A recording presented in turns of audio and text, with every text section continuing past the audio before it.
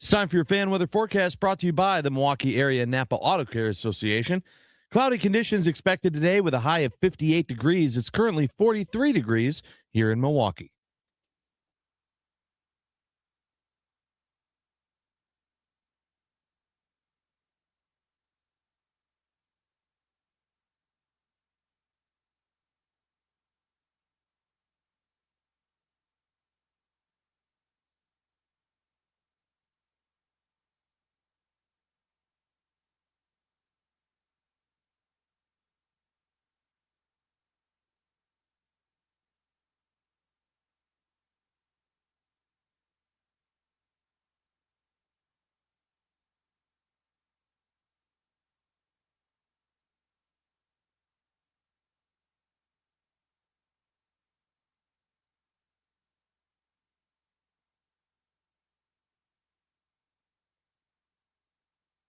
Eternal optimist. So please, God, don't tell me that you're an eternal pessimist. I like to say I'm a realist. Oh, great.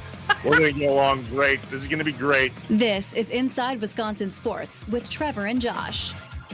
Crowd is here, about to blow, waiting for me to start the show. Out the curtain, lights go up from home. Whoa! Bowers, a fly ball to right. It's got the height. Does it have the distance? At the wall, it sure does. A three-run bomb for Bowers. Mitchell back up the middle. That'll score at least one. Here comes Bowers. Throw goes to second. Garrett Mitchell delivers. Brewers pick up right where they left off from Thursday. 2-2. Fly ball to deep right. It is way back and down. Yearly delivers in the clutch. Sanchez, way back and way gone. He homered on Sunday, and he homers on Tuesday. That was a bomb. Hamilton, a bullet to center. That'll get another run home. A 6-run eighth inning. It's 8-2. They finished the first 6 games at home, 5-1. A recap of what was an awesome way to kick off the Brewers season. 5-1, all of the audio, the recap, the highlights from Brewers TV from an awesome 6-game homestand. And now 6 games on the road for the crew starting today at Kansas City. What's up, Wisconsin? Happy Friday. We are Inside Wisconsin Sports. Trevor Thomas, Josh Albrecht. Hi. Live from the Wisconsin Sports Radio Network studios, powered by the Potawatomi Sportsbook. Could we have asked for a better opening series for the Brewers? I don't even care that we dumped one game to the Rays. Not even a little bit. This is what we were hoping for. The preview coming up in Let's Play Catch Up, along with the Bucks home tonight. And, oh, yeah, there's that Final Four thing. All right, let's get caught up. Packers. So yesterday, Jeff Hafley, we talked about, had made a round or two. He was at a breakfast table, and we saw a highlight of that and talked about Matt LaFleur being the offensive coordinator and the head coach. Well, he also popped up, pun intended, on Up and Adams, and he was asked about the rivalry, as if there is one, between him and Matt LaFleur. And here's what he had to say.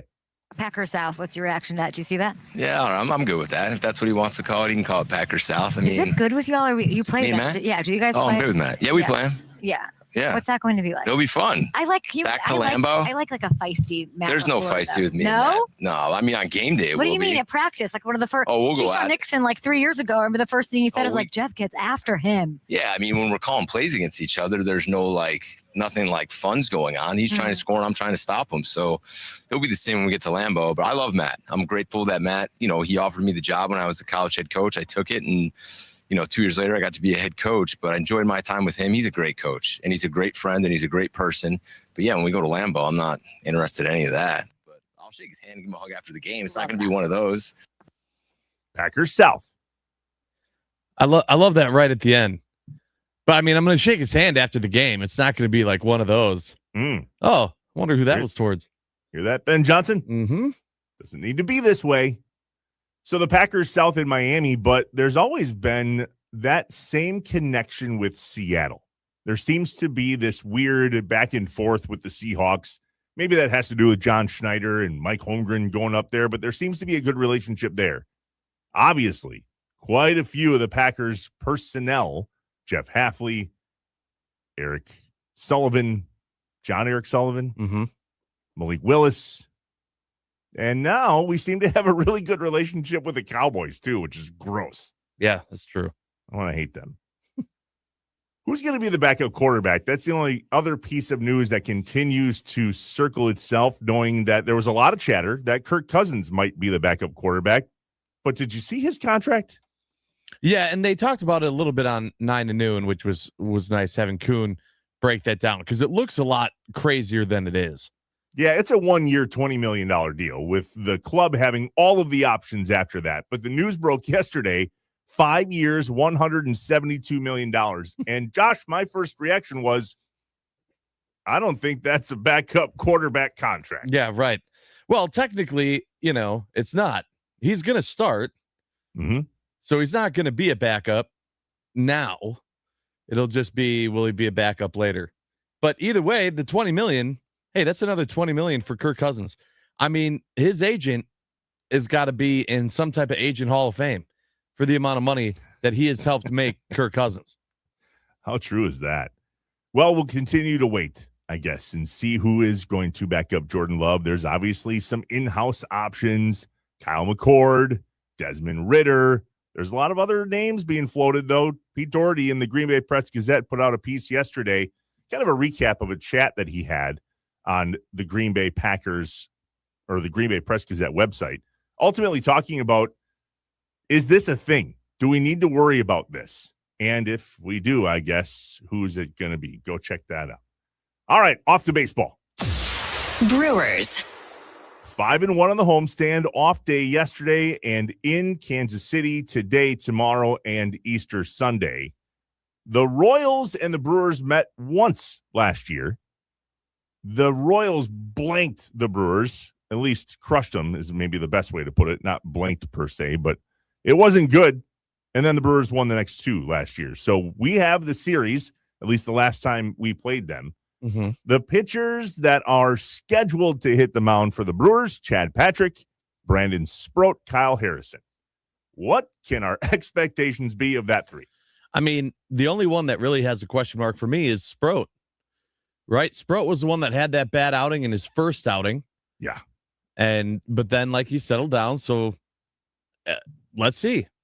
Let's see what happens in his second start. Otherwise, can't really complain about the pitching and what it's been so far. So you just kind of hope that stays consistent. The pitching has been good. The hitting has been better.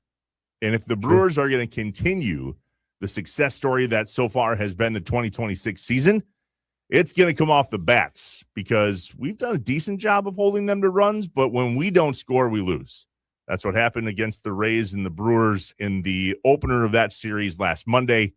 3-2, the Rays won. But all the other victories, the Brewers have scored more than 5 runs. 14-2, 6-1, 9-7, 6-2, 8-2. Hopefully the bats stay alive for the Crew. We know we can watch football on Thanksgiving, and there's usually basketball on Christmas Day. Are we allowed to watch Brewers baseball on Easter Sunday? That's part of the conversation coming up in the 7 o'clock hour on Inside Wisconsin Sports. But the question of the morning in regard to sports here in Wisconsin, coming up in I Have Questions, who in this moment is untradeable? There have been some names in the past that we never thought would be traded, and sure enough, they were. So who on that list of sports names in the state of Wisconsin are currently off limits in terms of being traded? We want to know your answer to that, and we'll discuss in I Have Questions coming up towards the bottom of the hour. Hit us up, the Nicolay Law talk and text line, 414-677-1250. In just a bit, who is untradeable? Anything new with Bucky? Badgers. A little bit. I was in a Capital Credit Union location here in Northeast Wisconsin yesterday, and I saw a sign that says UW Green Bay Phoenix volleyball team will host the Wisconsin Badgers at the Crest Center on April 18th, just a few weeks away. And I was like, what? What? I don't think it's volleyball season. Why did I? That's a fall sport, isn't it? Winter? It's not now, I don't think. Oh, no. It's one of those like spring type of little conferences where the Badgers are coming to Green Bay. And that's pretty incredible because that is a team, when they're playing well, the state notices. Yeah, as they should. Yeah, they should. And they have been really good for a really long time. You can find out more information about tickets at greenbayphoenix.com. And, of course, we are ever so patiently awaiting the Frozen Four next week, Thursday. Josh, you watching that? I am, but I feel like it's forever away. Have we not been talking about that for like a week? Totally. It's kind of like the Super Bowl. They took a week off and allowed them to practice and get their stuff together. And next week is the actual games being played in Las Vegas. I concur. It was really exciting. Like, there was a lot of hype, and then we wait. Yeah, let that fizzle out. And there's not even like any terrible Pro Bowl in between. That would at least give us something to keep it going. Yeah, fair point. Come on, let's get on it. The Bucks are going away soon, we promise. Bucks. 6 left. 1 tonight at home against the Celtics, 7:00. What is it, if anything, we can watch in these final 6 games that would mean anything for the future of the Bucks, or is it just what it is and away we go? Yeah, I don't think there's anything you're really learning now that's going to have any type of impact or effect on the future. It's kind of just getting through these games, and then it'll still be nothing until the season's over. Like the official NBA season is over. Then discussions and what happens next and moves. All of the fun starts after the regular season ends. We talked yesterday that there was a chance that Doc Rivers is going to announce his retirement in the post-game press conference on Sunday, April 12th at Detroit. Because if he doesn't, he's going to be fired. That. Well, I don't think that at all. I don't think that at all either, Josh. I was joking as if he's going to have a job here. It'd probably be in his best interest to go, you know what, guys, great run. Let me just ask you, would you be surprised if he's here next year? Like, would you be surprised with everything that's happening with that organization? Would you truly be surprised? I really would be, because I think they're going to light a match and burn the place down and start over. And there's no way they can start over with Doc Rivers as the head coach of the Milwaukee Bucks. That's just not plausible. Yeah, I mean, obviously that's the right move, but I feel like the Bucks have made a lot of wrong moves. So, what are some of the wrong moves that you saw this season that has you kind of pickled? Well, this season specifically, maybe holding on to Doc Rivers. Before that, hiring Doc Rivers. The whole Cam Thomas thing was weird. Not a big Doc Rivers fan at all. Nope. Sure I'm not. Didn't like the hire. Didn't like his time here. Will be happy when he's gone. But I mean, look at the Cam Thomas thing. That was weird. There's just been a lot of things that have happened this season that you go, okay, what are we doing? They've been very confusing to where I don't know what's going to happen. I'm throwing my hands in the air every time the Bucks are in the news, going, this could be good or bad. I have no clue. How soon after the season, Josh, do you think the carousel of craziness starts? 5 minutes. You think? Yeah. Well, that's what I was joking about with Doc Rivers in the post-game press conference. Well, I thought you were referring to Giannis. Like no, Giannis I'm just saying stuff. The Bucks season in general. How fast after the final buzzer in the last game of the season at Detroit on the 12th do you think craziness actually starts to happen? I'm gonna say maybe a couple weeks. I don't think it's gonna be like immediately. Like the buzzer sounds and they're telling guys like clear out and don't come back. I don't think it's gonna be like that immediate. Because there's not what's the benefit? You know what I mean? Like I don't know. I don't think they will. Well, we joked that it's felt like forever between the last hockey game the Badgers men's hockey team played, between then and the Frozen Four, so too is true for the NBA playoffs. They drag on for 3 years, 7 months, and 14 days. Correct. So it feels like. So is it going to happen once the playoffs are over, or do you think we'll start to see some sort of shuffling within the next few weeks after the season's done? I think we'll see some moves in the next couple of weeks. I don't think it's going to be the full burn it to the ground before the playoffs are done. I don't think it's going to be that. Gives a whole new meaning to Seth Rollins' intro. Yeah. Yeah. Please. I don't like that though. Please burn it down. What don't you like? I don't like the idea of, I mean, I know that it more than likely needs to happen, but it's still like I don't know. It's not something I look forward to. I don't It's kind of like if you know you have to sell your house because you can't afford the mortgage anymore, you're still sad the day that you have to move out of the house. It's kind of like, yeah, okay, the Bucks can't keep going like they have been. They have to. They need to make some major moves. Doesn't mean that I'm looking forward to it, but it needs to happen. Are you there? Are you there? No. You know where I'm talking about. I know. I hate how giddy you get about it. I'm not giddy. I was asking yes, if you are. There. Let me tell I'm you. giddy for the Bucks. I think it's time. Out of I'm everyone I there. talk to, you are going to be way too excited the day that Giannis is no longer a Milwaukee Buck.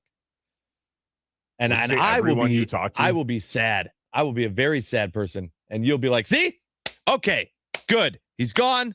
Good. We can move forward. We can do this. Bucks can do it. I knew they were gonna. I'm sitting here like, why? Why do we have to be happy about that? I'm not happy about that. I like change. I'm one of the rare ducks that actually looks forward to change. I think change is exciting and fun. I love fresh starts. I've always been that way. And I believe that this is an opportunity for the Bucks to have a fresh start. Because clearly something has to change. And so let's just, Yep. And in my opinion, it could be 95% of the Bucks' current roster and organization. I know. Did we talk about that yesterday? But you could keep anyone with the Antetokounmpo as their last name. All three of them? Sure. Why not? One of them plays, 2 take up spots on the bench. There's like 1,000 spots on the bench in the NBA. Good in practice.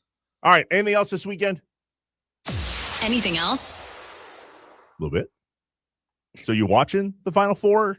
I am, but gosh, it's kind of like the same as the Frozen Four. Like, I'm like, oh yeah, that's right. College basketball is still happening. Like, I know we only play on the weekends after the opening rounds. We just do it on the weekends. But boy, oh boy, I feel like the Elite Eight was forever ago. Final Four finally happening on Saturday. And then Monday will be the championship game. Have you ever gone to a Final Four? Like, have you ever? No. I kicked myself that I didn't go when it was in Indy and the Badgers were there last. That would have been a pretty easy drive. Having done that now 3 or 4 times in the last month or 2. Yeah. Not hard to get down there. I did in 2013 when my Wichita State Shockers were there. And I got to say, like, when you get tickets, you're gambling and having to get tickets for the Final Four and the championship game. Because ticket prices after the Final Four skyrocket for the championship game.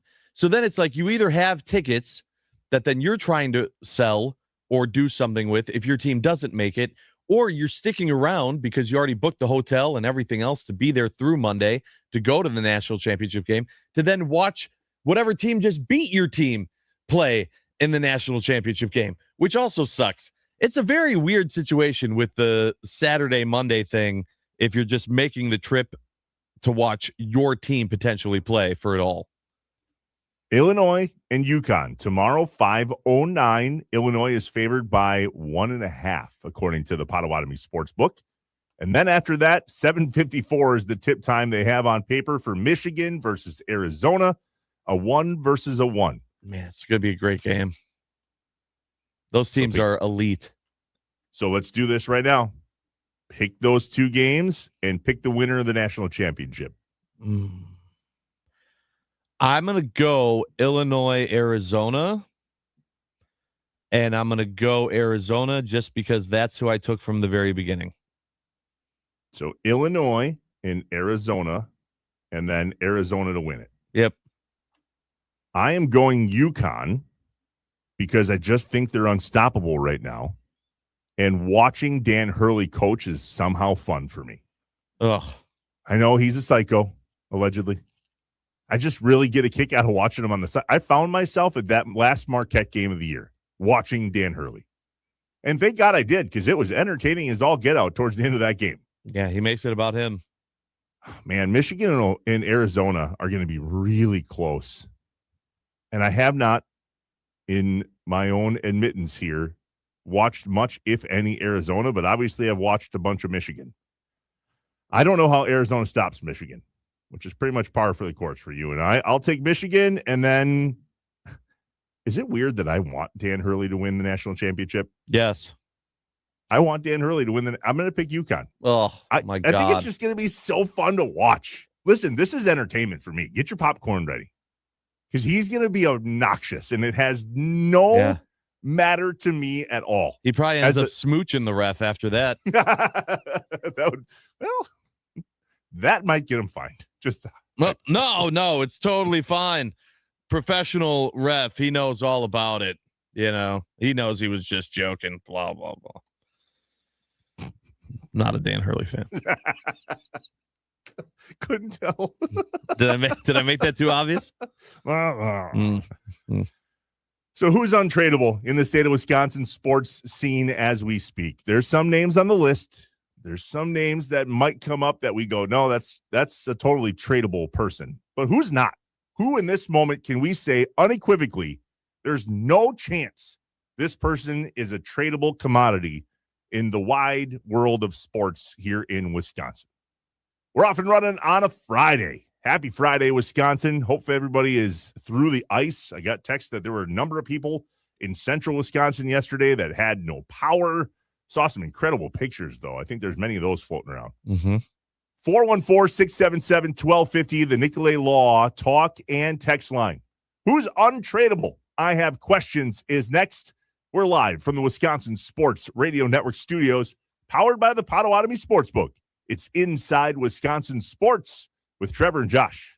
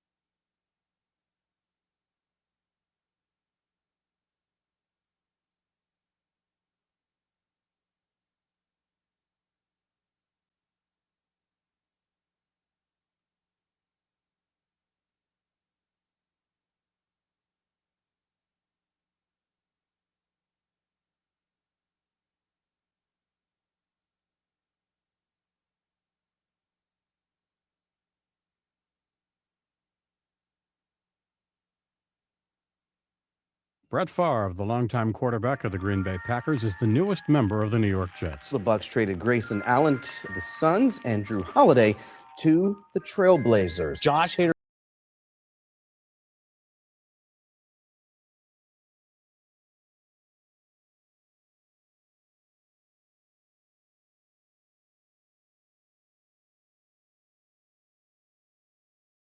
It's happened.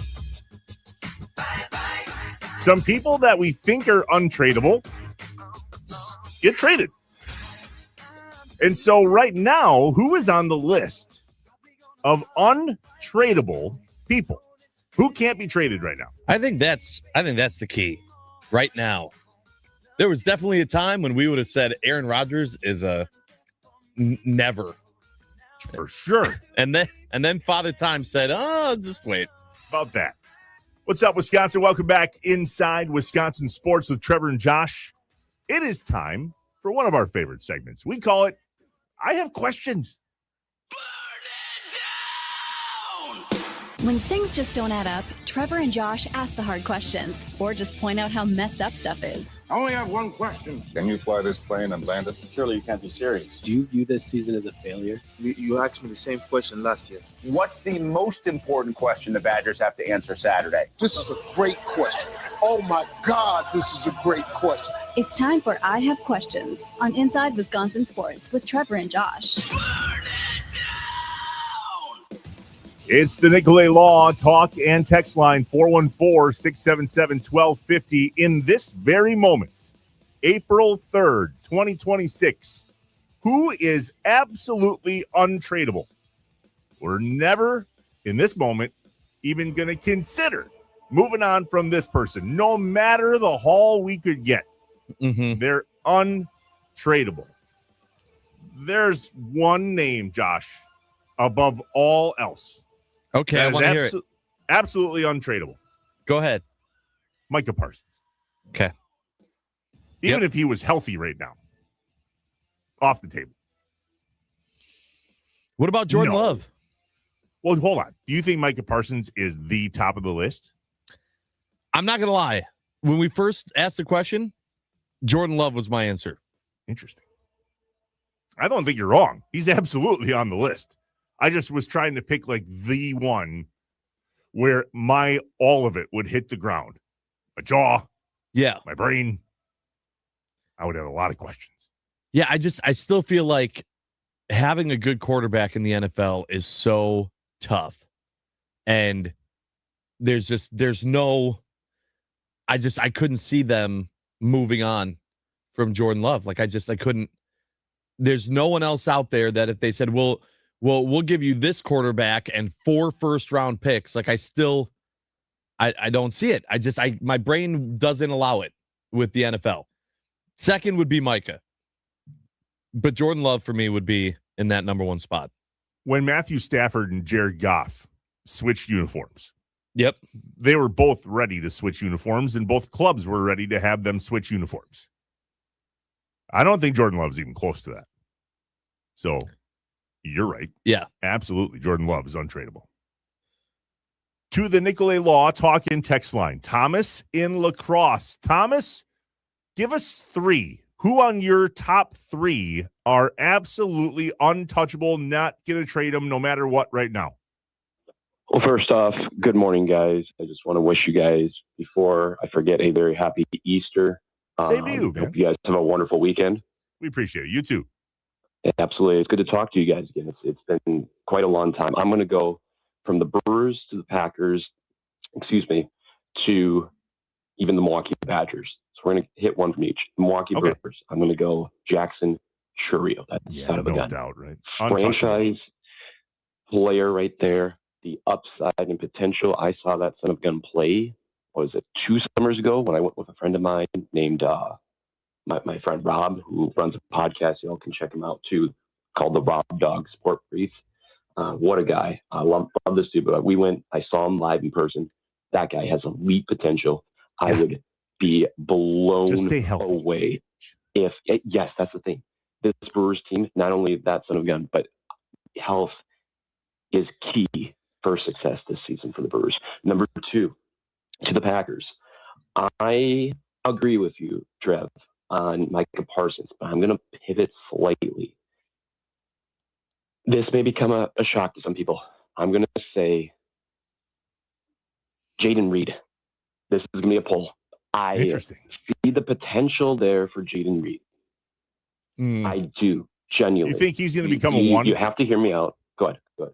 I was going to say, you probably think he's going to become the one, right? The lead guy? Well, yes. I mean, Matthew Golden, we got to get that freaking guy more touches. I mean, my gosh. Looking back at his ESPN statistics, I don't know if y'all have it up or can do a quick search, but it was downright abysmal. Given that we spent a first-round pick on this guy, and we didn't even throw him the ball. All right, but you're going with Jaden Jaden Reed. Who's your third there, Thomas? Who's your third, boss? The third for the Wisconsin Badgers. There's no question. I'm having a good gut feeling that Max Klesman / Nolan Winter, one of our. So we're going to go those three. And also, before I forget and get out of here, I do want to wish y'all a very happy National Chocolate Mousse Day. It is on the National Day calendar. You have my everybody listening, enjoy a little chocolate mousse on me today. So, hey, everybody go for your dreams. Boom shakalaka. I appreciate the call. Appreciate you, Thomas. Thanks for the buzz. Boom shakalaka. Love it. Yeah, the only one that I think I'm agreeing with him on is Churio. And honestly, I'm not even sure Churio. Ooh, he's on my list. Completely untradeable. Right now? Remember, right now, not in the future. I know. It's so hard for me to look at when we're playing the extreme game with this. Like, no offer good enough to trade that player. I have a really hard time seeing anyone on this Brewers team. Because currently not tradable. Yeah, because of how the Brewers have to do business. Because of how the Brewers do business. The only one that I could really think of was Miz, maybe. Otherwise, the Brewers have become really good, you would agree, at not trading a guy too early. Maybe some of the prospects we could chalk up to, oh, God, it would have been nice to hang on to him to see what happened and then get more for him. Yeah. But on the same token, they learned their lesson with Willy Adames. That will never happen in the Brewers organization again. Not to say it hasn't happened in the past, because it has. And trading Josh Hader turns a lot of heads sideways, for sure. But I would like to think that guys like Bryce Terang, although if he keeps this up, he's going to be real tradable real soon. But see, that's my point. Like, I'd love to say that Bryce Terang is untradeable. But we all know that he'll probably end up being traded.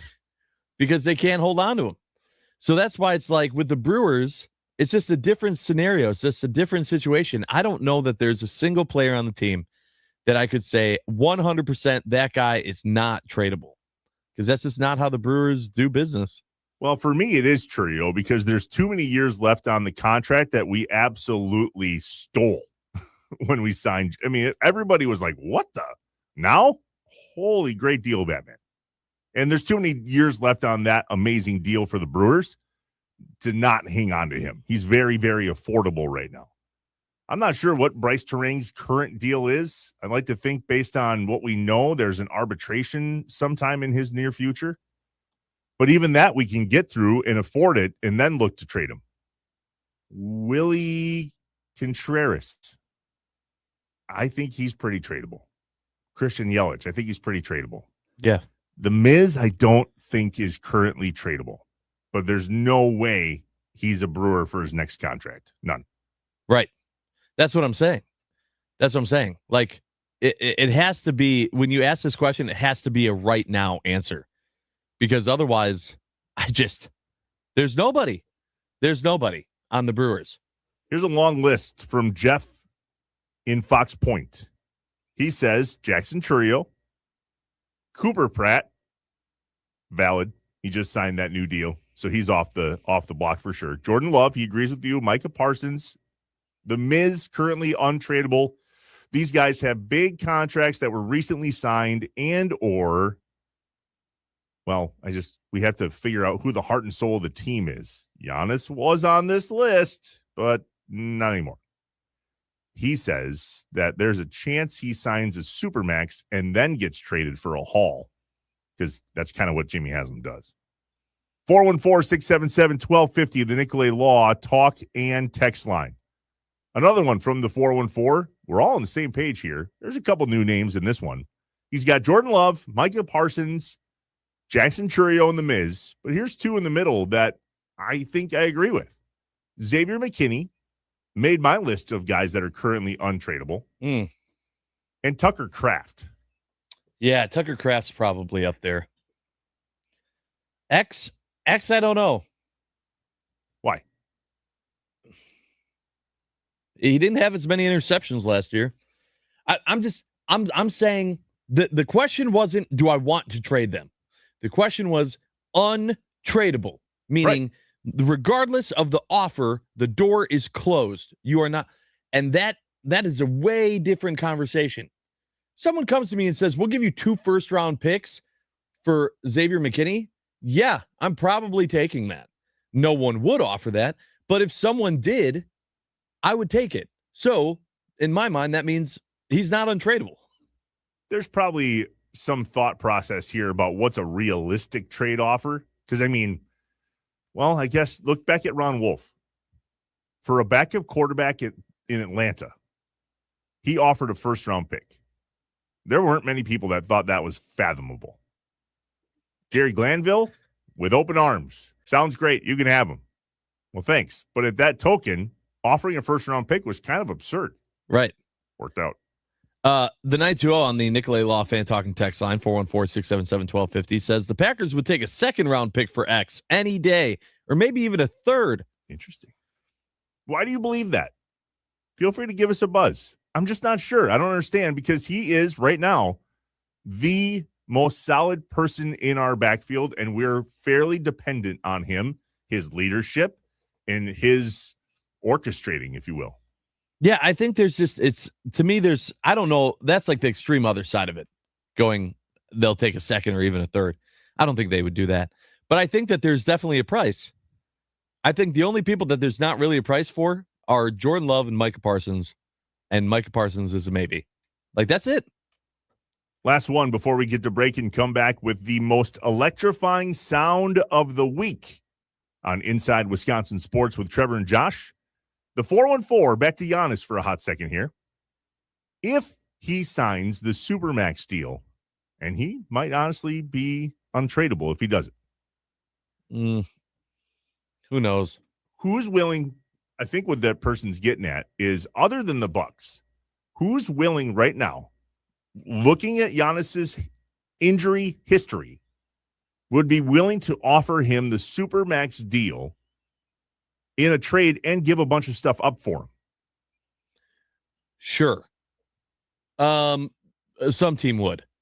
There are teams that have a lot more assets than the Bucks do to trade. They have a lot of picks. Like, it would be picks, right? And so the money to sign them, they would do. And if there's a team that's close, they would absolutely do it and just give away the farm. But they're not moving the roster. And that's what would make the Bucks a full rebuild, is that then it's coming down to, and keep in mind, those picks, even if you get 4 or 5 first-round picks for Giannis, it's not like you use those first-round picks all in the same draft. It's, okay, you're getting a first-round pick in the next 4 or 5 drafts. And then, so for the next 4 or 5 years, you're hoping that you can strike gold. You might not. Who knows? The Bucks for a long time sucked and had good draft picks. They just didn't turn out to be anything. Oopsies. When we come back, the most electrifying sound of the day / week. There was a lot of amazing audio provided to us by the Milwaukee Brewers, but there's one that really sticks out. We'll remember when we come back. We're live from the Wisconsin Sports Radio Network studios, powered by the Potawatomi Sportsbook. It's Inside Wisconsin Sports with Trevor and Josh.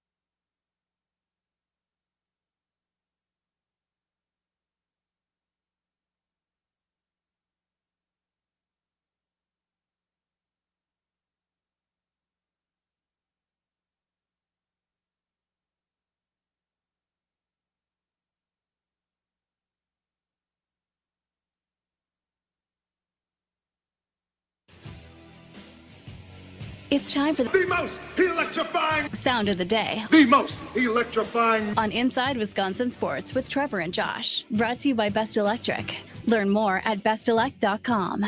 Don't stress. Connect with the best. Listen to this crowd.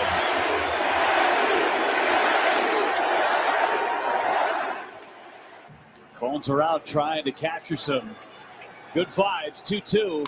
Fly ball to deep right. It is way back and down. Yelly delivers in the clutch.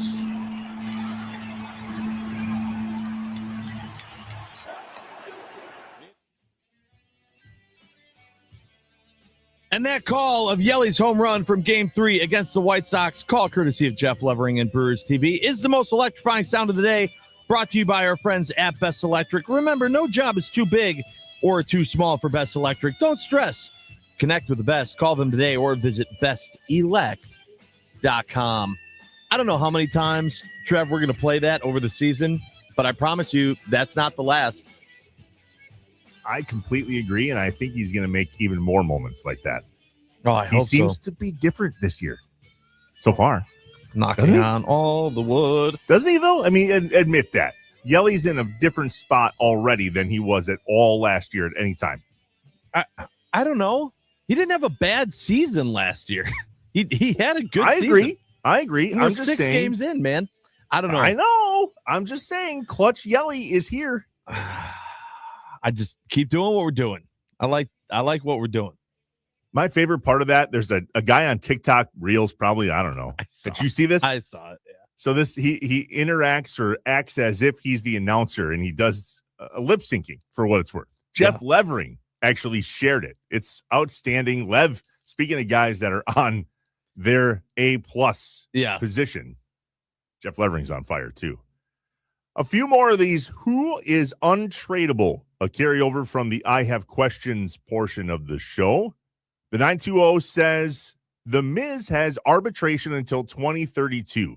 So he's as close to untradeable as a Brewers player really gets. Yeah, that's what I said. I said if there is one, I guess I'm going Miz.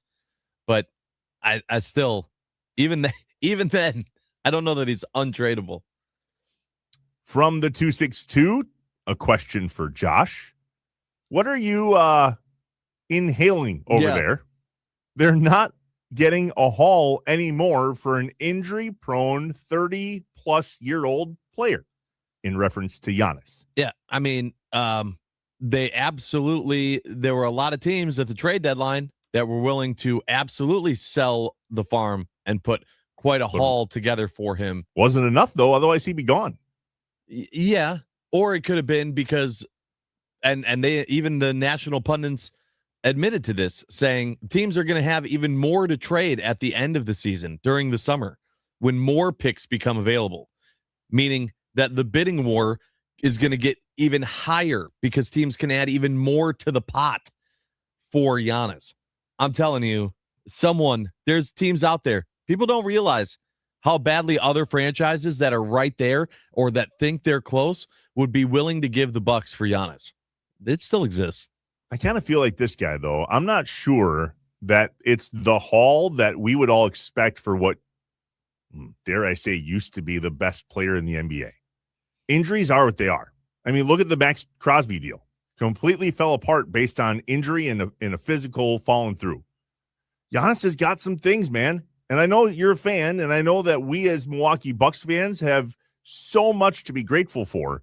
But we also have to be, I don't know, truthful with ourselves. He just can't stay healthy. Yeah, I mean, I still think that that's a different conversation. I'm telling you, like a team, there are teams in the NBA that will 100% take that risk because they think that they are that close to a championship. And if the Bucks were in that situation, in that scenario, and they had a player out there, we would all be hoping and praying that the Bucks would be doing that too. That's why every time you see one of these national talking heads or Shams or someone putting out a story, the amount of fans that have a photoshopped picture of Giannis wearing their team's jersey, they're posting that saying, please come to Miami. New York loves you, Giannis. Come here. It's the same all the time. All the time. They still want him. Trust me. 414-677-1250, the Nicolay Law Talk and Text line. The Malott Meats Morning Mind Dump is upon us. Don't carry things into Easter weekend that aren't worth it. Get them off your chest and out of your head with us. We are a safe place. We won't argue. We won't talk back. We'll just listen and then maybe give you some advice. We'll see. The other part of this, too, in the Morning Mind Dump is we kind of feel like we're getting wiser with age. No? Well, specifically, someone else did. Yesterday, when we were talking about the Brewers and how we watch the games, we had a texter that said, in my younger days, my mood would depend on the Brewers game way more. Now that I'm 44, I don't get as upset when they lose. So that brings us to the point of, is there something about the older you get, the less you let the losses hurt you, emotionally scar you? Are there people that are looking at guys like me and Brandon and saying, yeah, you guys that get so frustrated, you got to turn the TV off, calm down. It's just a game. It's just sports. Get over it. Is that a real thing? I don't know. I have a feeling that this is going to surprise you a little bit. 414-677-1250, the Nicolay Law Talk and Text line. We're live from the Wisconsin Sports Radio Network studios, powered by the Potawatomi Sportsbook. It's Inside Wisconsin Sports with Trevor and Josh. Older and wiser?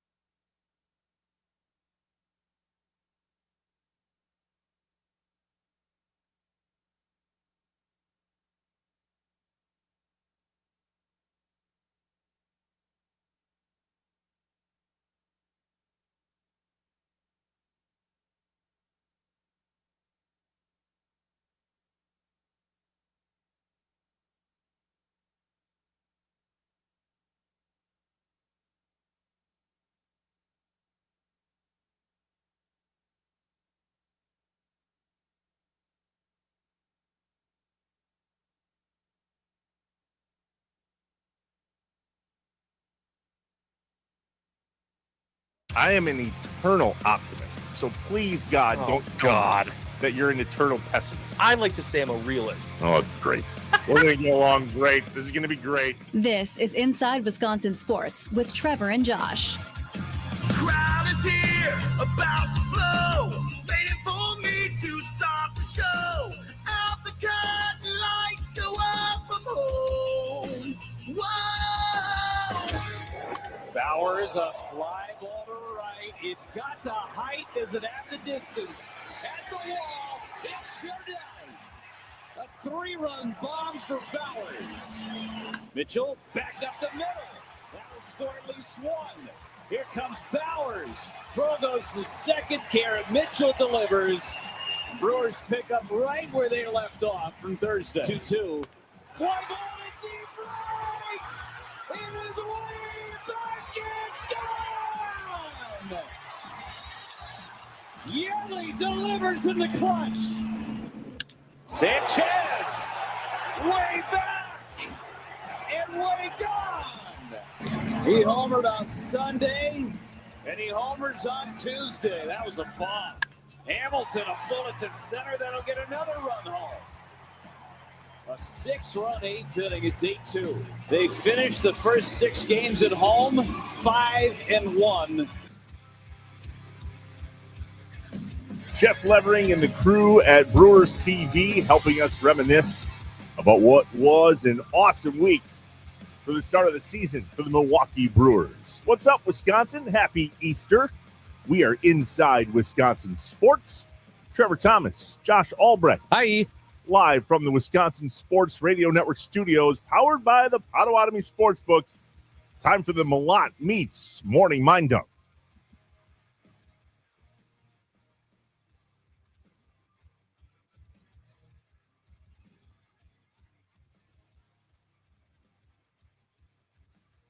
Oh, come on. Sorry. Play. How we doing over there? Computer froze. Hold on. Okay.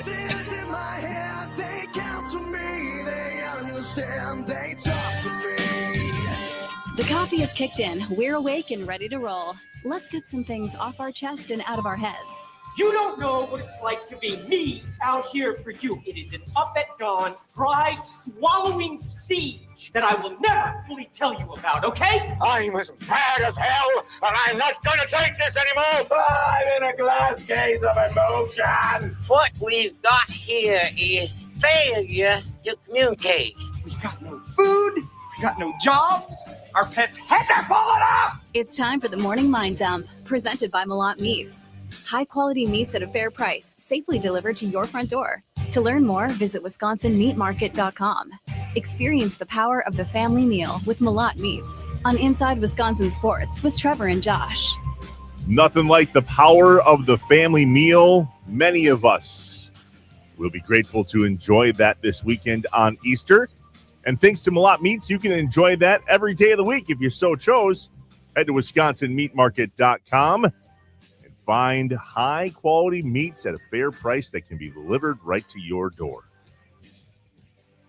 The Morning Mind Dump with Malott Meats has us thinking about the way we handle our emotions in regard to sports as we get older. Somebody yesterday, as we were chatting about sports here on Inside Wisconsin Sports with Trevor and Josh, talked about how he doesn't care as much as he's now in his mid-40s, if the Brewers win or lose. Whereas Josh and I talked about how we follow the team. I am a game-by-game and in moments pitch-by-pitch guy. Josh is more about the series, but mainly me even about the week, right? No, I mean, it's every game, and then it's to stop myself from getting too upset for no reason. Then I try to take a step back and go, hey, but they still won the series. Or, hey, they still had a good week. After every loss. And that's where this all came from. And I've dealt with this for a while of people being like, yeah, you have heavy reactions to the wins and losses now, but don't worry, eventually that'll go away. The older you get, the less you care. Is that true? I can't really say one way or another because I feel like I still care the same. I don't know. Well, you're an emotional fella. True. And we watch not only on YouTube and Twitter, where we're live on Inside Wisconsin Sports, if you want to join us here, but I've also seen you at a game or two. Mm-hmm. And there's some moments where I'm like, I don't have that in me. Like, even if you wanted to, you couldn't. Yeah, I just don't. And maybe that's because of age. I don't know. I do feel like I'm quieter as I get older. That's not something 20-year-old Trevor saw value in, or even 30-year-old Trevor for that matter. Sure. I now know the power of silence in my 40s. And in regard to sports, I feel the same way. I'm not a hot take guy. I mean, don't get me wrong. I had some moments at the end of the Packers season with Matt LaFleur. I will admit that. Okay, I don't know but if I'm sorry for it or not, but I've definitely had a moment or two. But I'm not talking about I'm talking about how you feel, how you react. People can express that emotion differently, right? So you might just not be someone that outwardly is expressing it as much, but still be as stressed or as excited as the person next to you. I think this is a conversation of it literally does not bother people as much. The older they get, this guy in in his mid 40s was like, yeah, I used to be really upset. Now I'm just like, yeah, whatever. They win. I'm like, hey, yeah, good for them. Like, they just don't feel it. It doesn't mean that, I'm dancing in the streets with my shirt off and you're sitting in bed, but it's the difference of just how you feel, how you let what happens on the field or court impact you. I don't know about you, man, but my inside and outside reactions are very much the same for the most part. And so when I say I'm a little quieter in my 40s, it's because I don't have a reason to be loud. I don't know if I don't care as much or if I can just control my emotions better in my 40s. But for me, it does get worse as the season goes on, though. Like right now, I'm super. I mean, if they would have started 0-4 again, I would have been ramped up a bit. But 5-1, let's go. Great start to the season for the Brewers. Or looking at the Packers roster and seeing how they're putting that together here in the offseason. I'm pretty indifferent, even keel at the moment. I don't have a major swing one way or the other. I don't have major worries about the Packers, and I don't think that they've made that whole, here we go, type of transaction yet. Let me ask you this. This is a good barometer test. I'm going to take you back to the end of this Packers season. Yeah. When they lost to the Bears. Yeah. In that game that they were up. How did you handle that? Yeah, I wasn't okay for a day and a half. Like it was not something I got over after sleeping. I didn't feel any better the next morning. I felt sick to my stomach for over 24 hours. Oh, never. I will never be physically ill over sports. Oh, okay. So far, I have not been physically ill over sports in my life. I have also not watched the Brewers in the World Series. I might throw up either way. Win or lose. Yeah.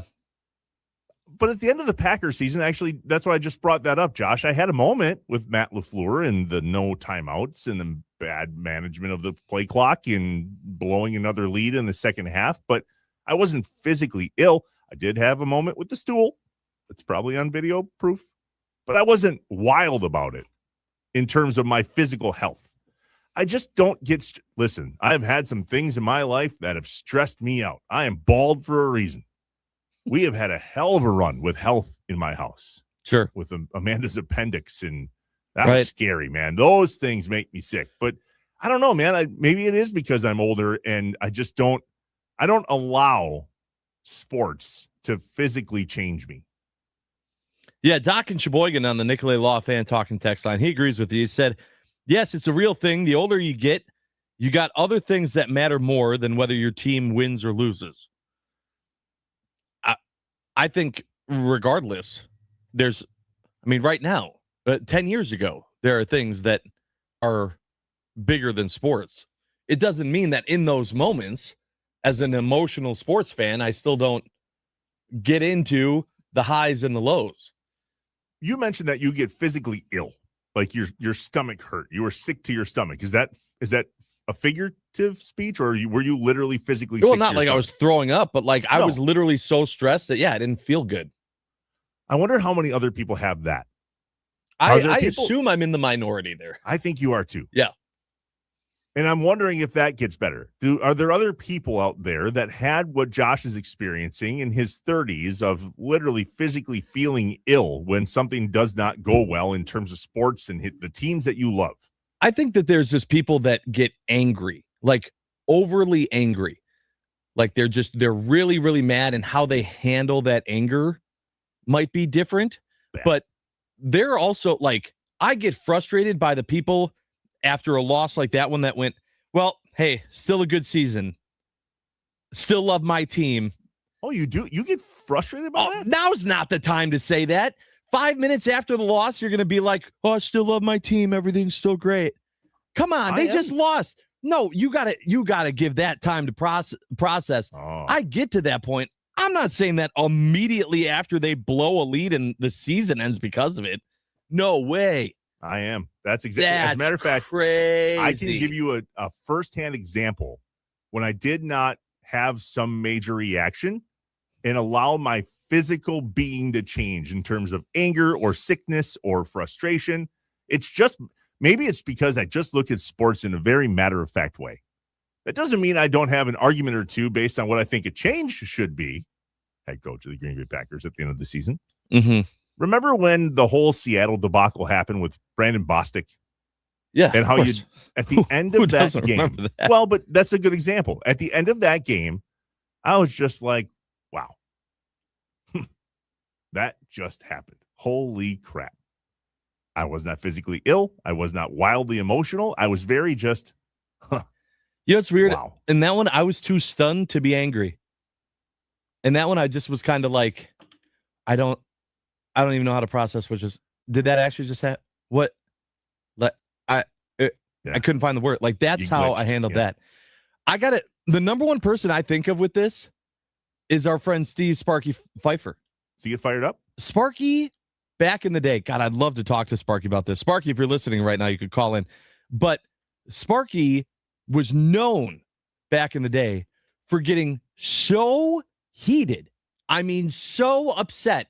Like, even having conversations about it a week later, he would need like a pulse check because he would be like overheated and need to restart. And now he's, I did the post-game show with Sparky after the Packers loss. And he was like, yep, I mean, I'm not happy about it, and I was like, who are you?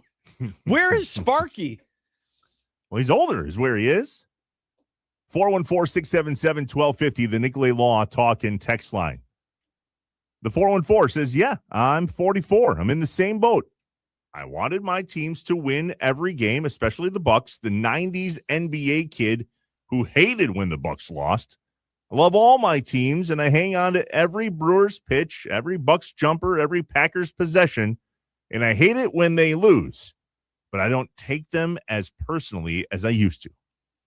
There you go. The 262. I think as you get older, you are able to, quote, recover after a loss more quickly than you could when you were younger. Call it perspective on life or wisdom or whatever it is, but that's the truth. Mm. The 920 says, I just eat a bowl of ice cream after a bad loss. It was a big bowl of ice cream after the Bears game this year. Oh, boy. Yes, numbing with food. I know that one. Oh, boy, this might be a four-scooper. The 262 says, never, because sports don't mean that much. Sure, you get frustrated, but in the grand scheme of things, it doesn't have any effect on your life. People get far too wrapped up in sports teams. Josh. Yeah, I get it. And I know we talk about it all the time on the show, perspective. There's always perspective. But that doesn't mean that in the moment you still don't get heated, or at least I don't. There's also something to be said about how it actually does affect our life. Like, our sports teams in Wisconsin doing well or not doing well directly impacts my life. Correct. Now more Same. than ever before. Yep. Does it take me off of the tracks or put me back on the tracks? No, I'm on the tracks either way. But there are moments where I'm like, listen, we should pull the audio. I was wild after that Bears loss because it was the 5th one in a row. Like, play stupid games, win stupid prizes. Something wasn't right at the end of the season. I thought it was very interesting for Matt LaFleur to semi-admit that there was a piece of the locker room that he kind of lost last year, which was what the question was. I digress. Steven Richfield says, Josh, you're telling us how to fan. No, I'm not. I'm not telling you how to fan. Well, Steve says you are. I'm saying it's crazy how you fan. Is that not? I'm not telling you to change it. I'm just saying I think that's crazy. I have so you can have an opinion on how someone fans. Of course, because if I feel what's the difference? Because if I feel differently than you do, that means that I'm fanning a certain way and you're fanning a certain way. I'm not saying you can't do that. You can't be that type of person. You need to do this. That's me telling you how to fan. You're just calling him crazy. I'm saying as the way that I fan, it blows my mind that people can fan the way you do or the way that Steven Richfield does. I wish that I could fan that way. I wish that I had a switch that I could just flip off and not care and go, hey, still love my team, and then move on my life. If anything, I'm jealous of that. When we come back after this conversation, the Malott Meets Morning Mind Dump, it's a Top 5 Friday. We want to know, what are the top 5 things in regard to sports that you wish you could get your hands on? What would you love to have? An item, a memory, a ball, a jersey, shoes, nets, turf, floor, you name it. You can get your hands on it. What do you want that you would be able to tell a story with in the man or woman cave, in your house, in your shed, wherever the case may be? 414-677-1250. That list coming up on Inside Wisconsin Sports on a Top 5 Friday. The 414 says, I learned my perspective on sports, win or lose, after Super Bowl 31. I was 21 years old. The Packers won the Super Bowl, and Andrew and I can remember sitting there thinking, oh, okay, now what? This changes absolutely nothing in my life. I still have to go to work tomorrow and live my life. I remember when the Packers won Super Bowl 45. I ran out my front door, and I screamed and yelled and cheered, and it was so amazing to hear so many other people in my neighborhood doing the same thing. Fireworks were being lit off. Yeah. Downtown Green Bay was hopping. Of course. There's a difference, though, between celebrating and having to stay in bed for 3 days based on a loss of that caliber as well. My favorite thing about you and the whole I don't tell you how to fan thing is every time it comes up on this show, you go, listen, I'm not telling you how to fan, but it's always followed by a but. No, it's a explanation. It's an explanation. Anyone who thinks that I'm going to 100% agree with how you fan doesn't understand what I'm saying. I'm not going to tell you how to fan, but I might not agree with how you fan. Those are two different things. I agree here with the 920 that this person is over the whole it's just sports. Sports are not just entertainment. They are memories. They are locational pride. They are identity. It absolutely matters. 100% agree with that. See? Sports are life. Yeah. That does not mean that the emotional roller coaster is the same for everyone. No, and the whole argument, the whole conversation we're having is it amount of time being a sports fan? Is it age? Is it constantly comparing it to, as we get older, the things you go through in life? Listen, at 25 years of age, I lost my mom. Okay? That was a huge thing at a young age that happened. That put a lot of things in my life in perspective. When you get older, you go through, you experience more and more and more and more things. So the conversation, the argument here is, does the older you get change how you react to sports? Because you've seen your sports teams fail so many times that you're just numb to it. Does it mean that because you've gone through so much in your life, maybe health scares, losing people, the highs and the lows, to where you just enjoy sports in the moment and then immediately snip it, cut it off? That's what we're looking for. That's the conversation. It's based on age, not just necessarily who you are as a person. I don't know. I think it's up to the person, right? Just because we're saying, do you handle sports differently as you get older? Doesn't mean somebody at their current age notices that they handle sports differently now.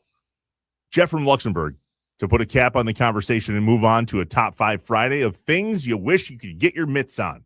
What are the top 5 things if you could hand pick? You're at a free rummage sale, and all of the greatest Wisconsin pieces of history in sports are there. You get to pick 5 things. What are you walking out with? And be creative. 414-677-1250, the Nicolay Law Talk in text line. Jeff from Luxembourg, who is my age, I think. He looks better than you, though. No doubt. I've not been the same, Jeff says, after the Packers-Seahawks meltdown and Duke beating Wisconsin for the national title. I emotionally carry those losses with me and will never fully recover from those 2 games. Yes, Jeff. Had a baby. I get it. I hate it for you, but I get it. When we come back, a Top 5 Friday on Inside Wisconsin Sports, live from the Wisconsin Sports Radio Network studios, powered by the Potawatomi Sportsbook. I'm better looking than Jeff. Don't let him tell you anything. There's no way that's true. 100%.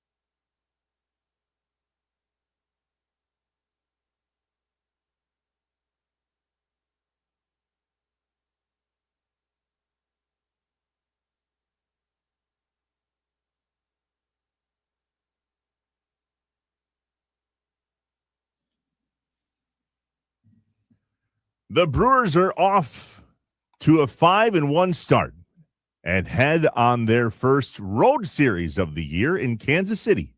Get the starting lineups and get ready for the first pitch with Tommy Wartz and the leadoff show this evening at 5 here on the Wisconsin Sports Radio Network.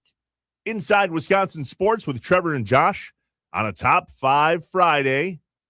What are the top 5 things? It doesn't matter what it is that if you could get your hands on and have in your man or woman cave, what is it? 414-677-1250, the Nicolay Law talk and text line. Yeah, and the kind of the nucleus of this idea, I actually I do a podcast called Josh and Around Milwaukee with Visit Milwaukee here in town, and I ended up talking with Nemo, who runs the Antetokounmpo's store downtown, and he was showing me photos of like a collector who has the backboard from when the Bucks won the championship, and he had Giannis sign it. And I was like, what a crazy, unique, like it's a backboard. That's a huge item. And he had to he doesn't even live in Wisconsin anymore, I don't think. Like he moved it brought it for Giannis to sign to then move it. Like it's a full-size backboard. Very cool, unique thing that was used or that we saw in a game. And I thought, man, what other crazy, unique items, if you could have it, doesn't have to just be I'd love the ball from, which is, it's fine if it is, but anything that you've seen in or after a sporting event that you've been like, I want that. The 610 on the Nicolay Law talk and text line says, a few years ago, I bought a 3-foot section of turf from Highmark Field, the goal line in the end zone. Hey, Josh, what's Highmark Field? It's a field. That's high. That's it has a very high mark. Couple marks. Mm-hmm. Good for you. Hey, that's awesome. Awesome. I don't know what it is. Where is that? Oh, it's where the Bills played. Oh, Buffalo. There you go. Hey, good for you. All in on that. Yeah. If that means something to you, then it means something to me. I love it. Here's a list from Ryan from the Wood. Number 5, Ryan Braun's home run ball from 2008 to best the Cubs to clinch the playoff berth. Please give me that. That is that's exactly what we're talking about. Number 4, the game ball from Favre's dad game in Oakland. Yeah. Tell me more. Number 3, a county stadium seat. I know there's a few of those running around out there. Yep. Number 2, pick 6 game ball against the Seahawks. Oh, yeah. We want the ball. We're going to score. We're going to score. You That's bet. it. And number 1, this never even came into my head, but it's perfect. Oh, Vince Lombardi's infamous hat. that's on my list. Is it really? It's on my list. What number is it? Number 5. It's number 5. It made the list, but it's on my list. Here's one thing I'll say about my list. There are 3 hats on my list. Shocker. I know. Shocker. That's funny. Somewhere Julie is like, God, no. No That's more all hats. you need is another hat. All right, here's my list. All right, go ahead. Quick honorable mention to anything in Pepper Burris's basement. Pepper Burris, former Packers trainer, has things in his collection that will blow your ever-living mind. I think I've told a few of these. You have, yeah. Before. Just pick one. Eeny, meeny, miny, I'll take it. Number 5, I want an Ice Bowl ticket stub. Ooh. I just want proof that somebody was actually there and not just blowing smoke. I love that. Wait, you actually were there. Okay, crazy. Give me that. Number 4, on the Inside Wisconsin podcast a while back, Jeff Levering had the Holy Grail. It's the game scorebook from all of the years he did radio with you. Oh. And he's got multiple of them. And remember, they passed the scorebook back and forth. Yeah. And so here it is, a hardcover scorebook that has pages of Uke's handwriting in it. Wow. I just want one. Yep. Jeff. That'd be cool. Number 3, I want Brett Favre's Super Bowl 31 hat. You wore one a few days ago. At least it was the 31 logo. Yep. I actually just bought one on Facebook Marketplace. I think I'm going to pick it up today. Speaking of hats. There you go. I don't need that, but I want it. I had one for a long time. No clue where that is. I just want one again. I don't care who wore it or where it is or what condition. I just think it's such an iconic piece. I still have the Super Bowl 45 hat. Number 2, I want a bottle from the 2008 playoff celebration in the Brewers clubhouse.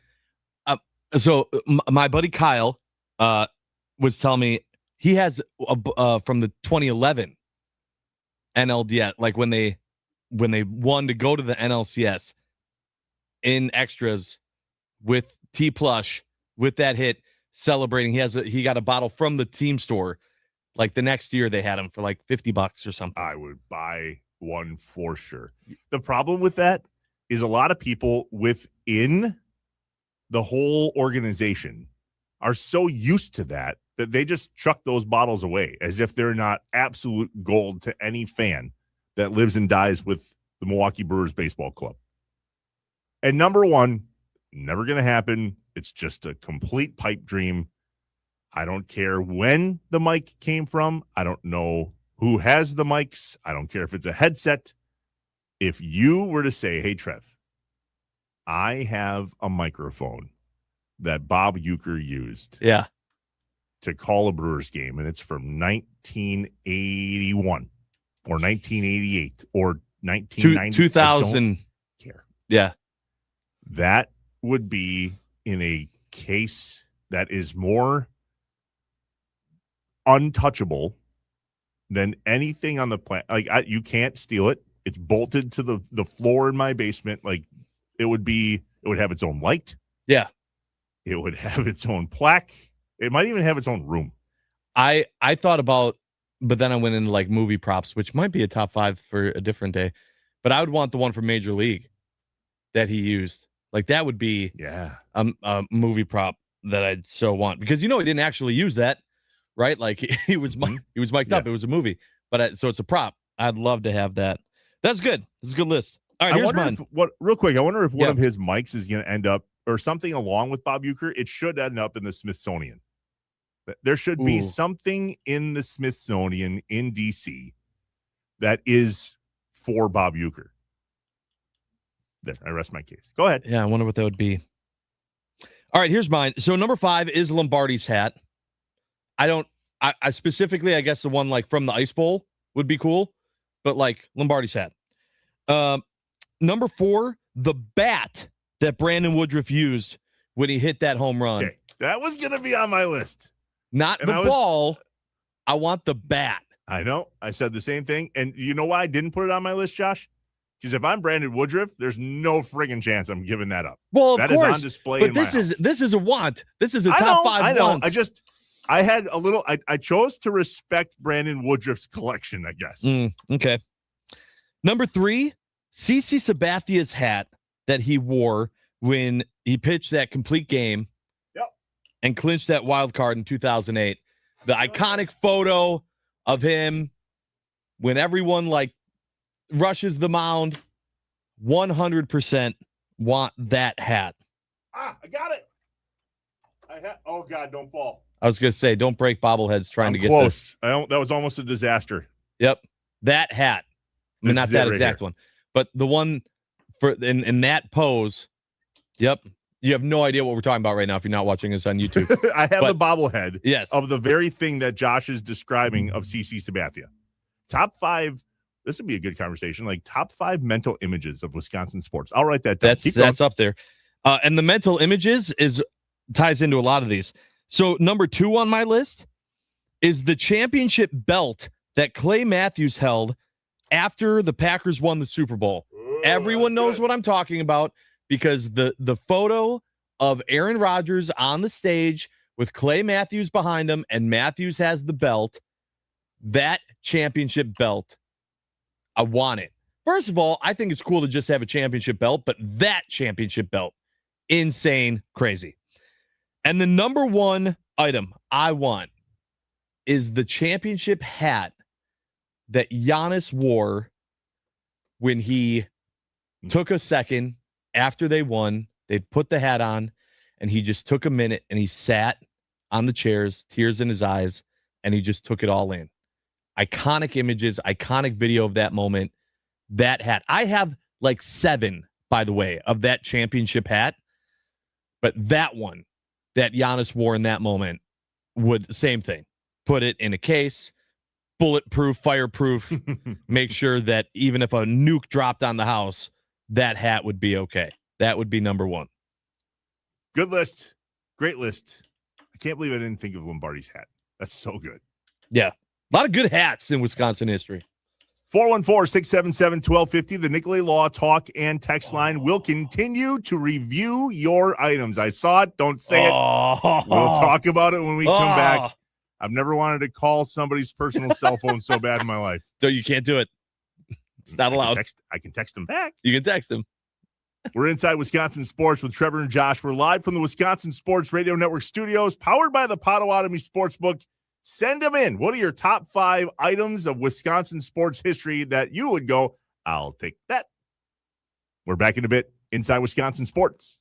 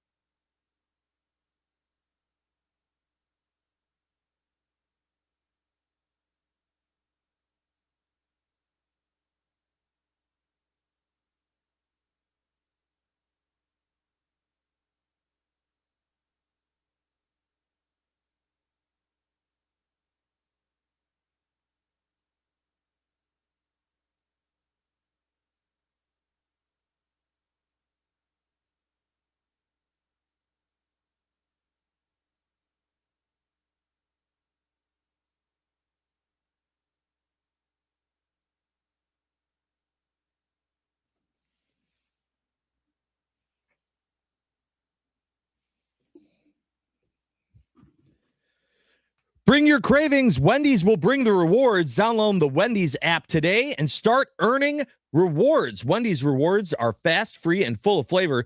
Get 200 bonus reward points and a free 10-piece nugs just for signing up. Earn points on every order and trade them for fries, burgers, and more. Earn free eats faster than you can save, fresh, never frozen. Loyalty has never tasted so good. A Top 5 Friday on Inside Wisconsin Sports with Trevor and Josh. Going over our list of if you could get your hands on this item from Wisconsin sports history, what would it be? Maybe 5 of them? Oh, some good ones are coming in. Yeah, not this one from what's his face in Racine, though. Jeremy. How about no? Did you see it? I'm not reading that. Hold on, I gotta know better. It's has to do with a baseball that got put in a back pocket when a particular team won a really big game. No. See ya. No. Love you, though. Thanks for listening. The 920 headed to St. Andrews next week. Can't wait to get an old course pin flag to the collection in the basement. That's pretty cool. Yep.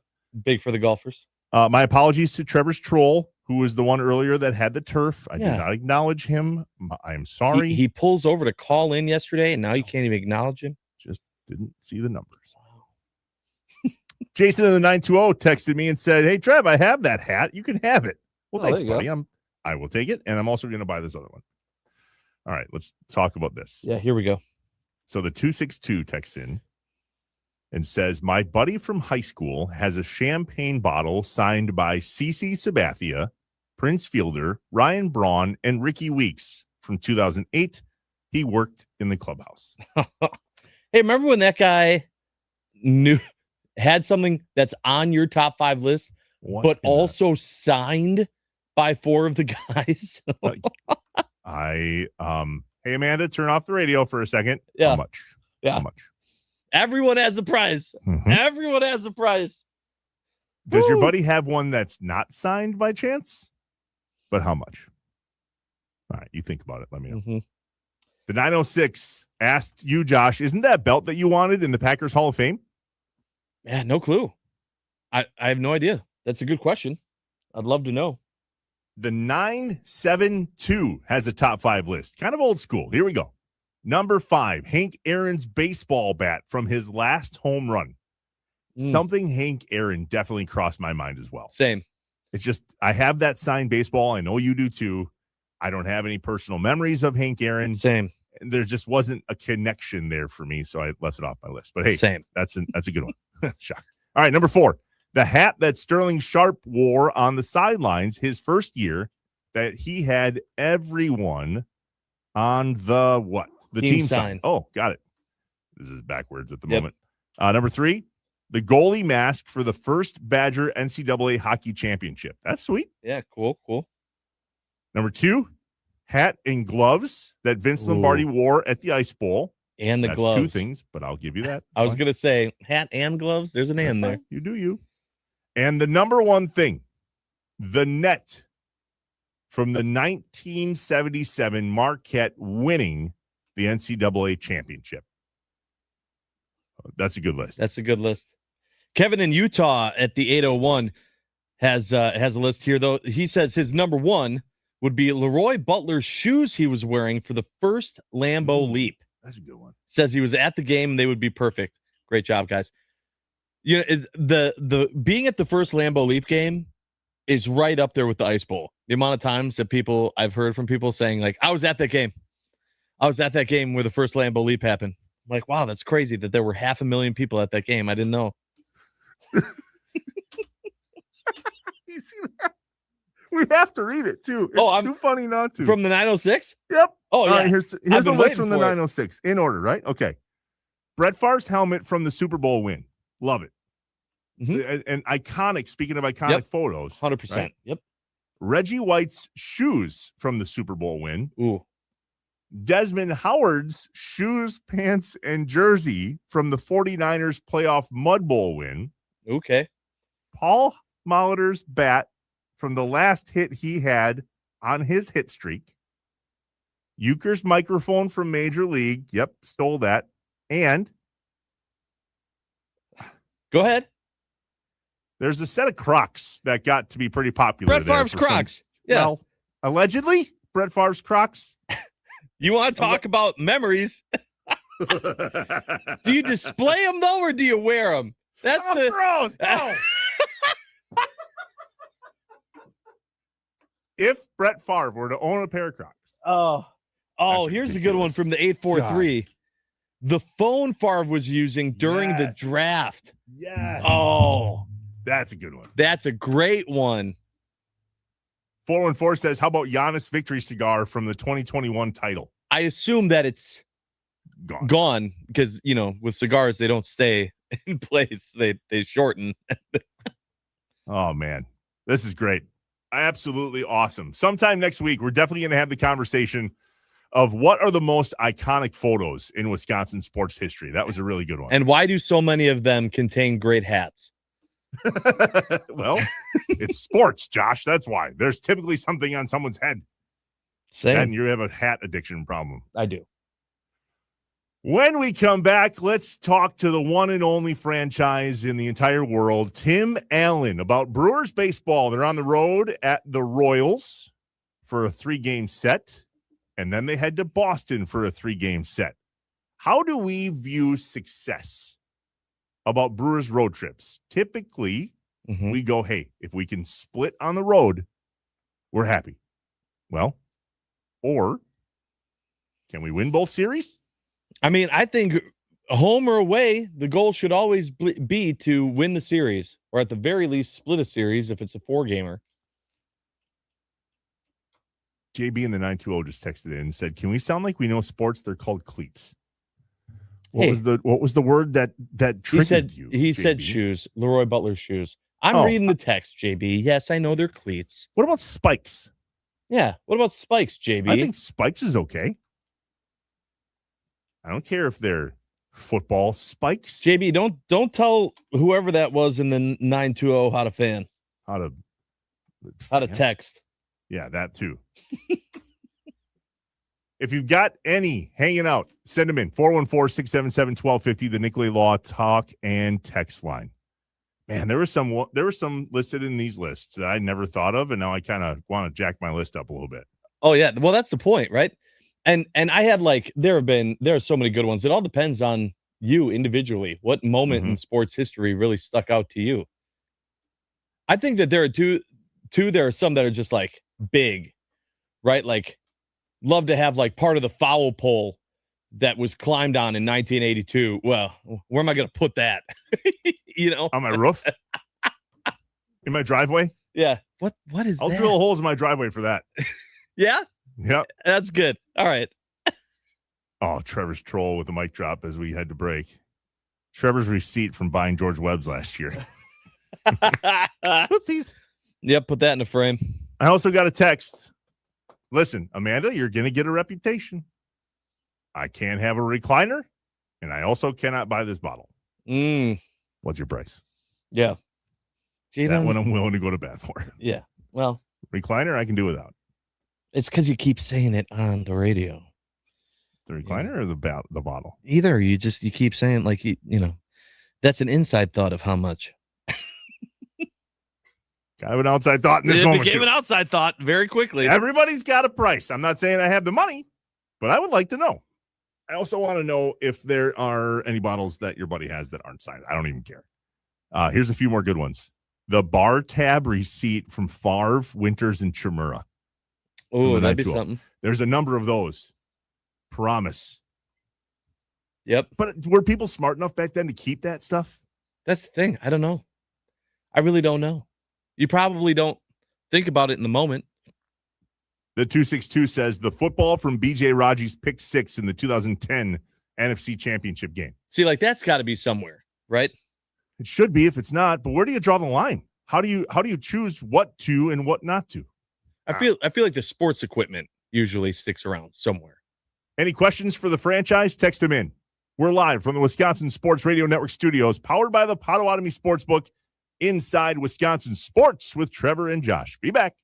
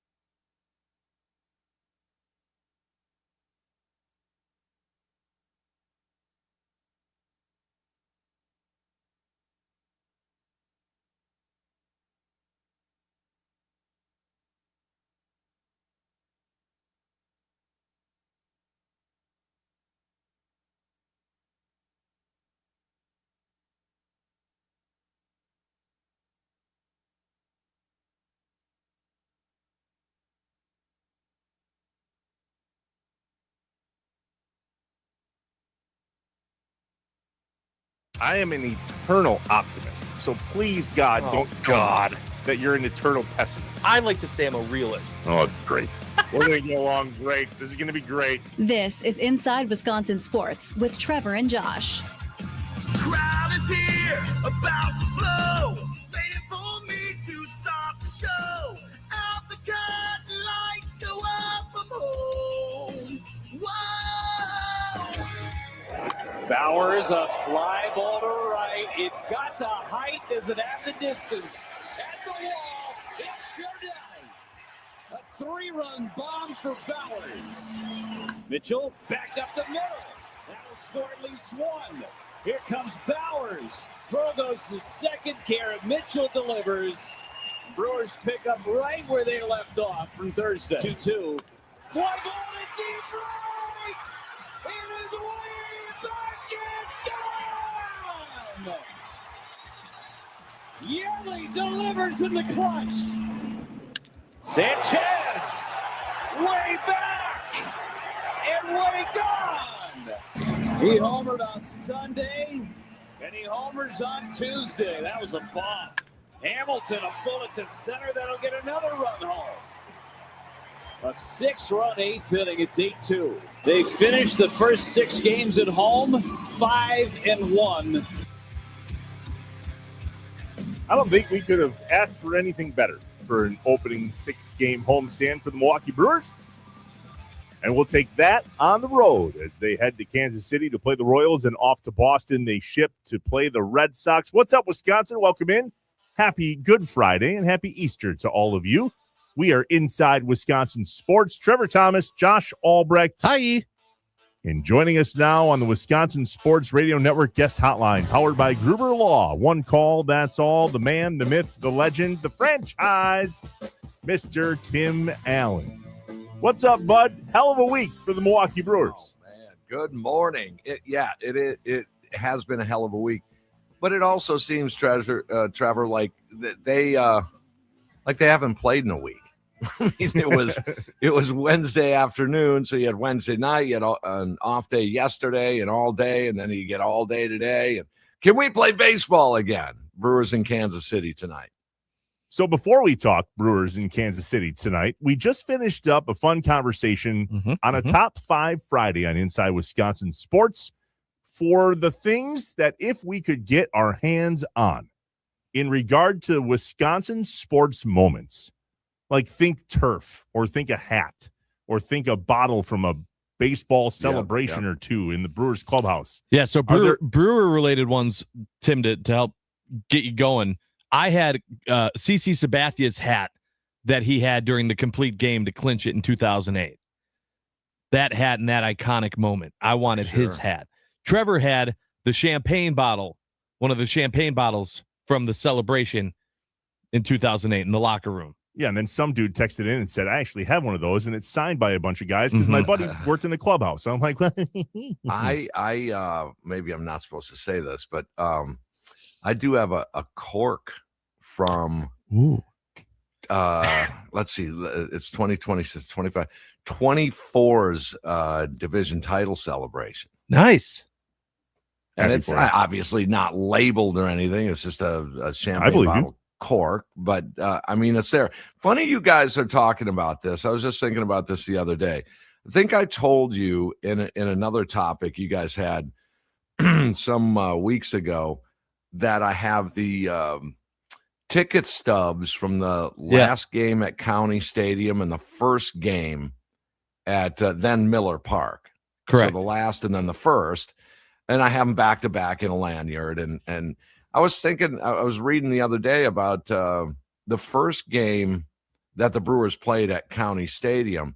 I want that ticket stub to go in with the other two ticket stubs. So the first Brewer game at County Stadium, the last Brewer game at County Stadium, the first Brewer game at Miller Park.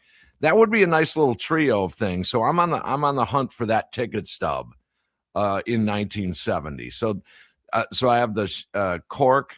I'll tell you a story, and I've told the story a few times over the years on the postgame show about when I was a kid. We used to stay at County Stadium once everyone cleared out. We would just do our best to just kind of hang out and stay there. And we would oftentimes head into one of the bathrooms and get in the stall and get up on the toilet, and just they would come in and sweep through and, yep, all right, this one's good. And they just keep moving down.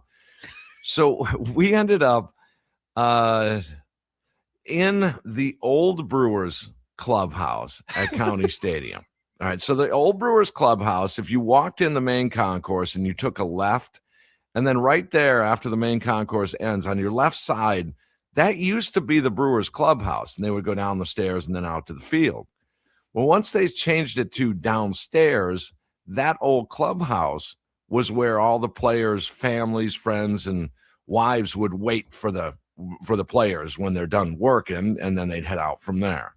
We snuck in there, and it was really barbaric. On top of each locker was this metal. It's just a piece of metal, probably 8-9 inches long, and it was squared up to where you could hang it on top the lockers. And there was an old one sitting there that said R. Yount 19. And I took it.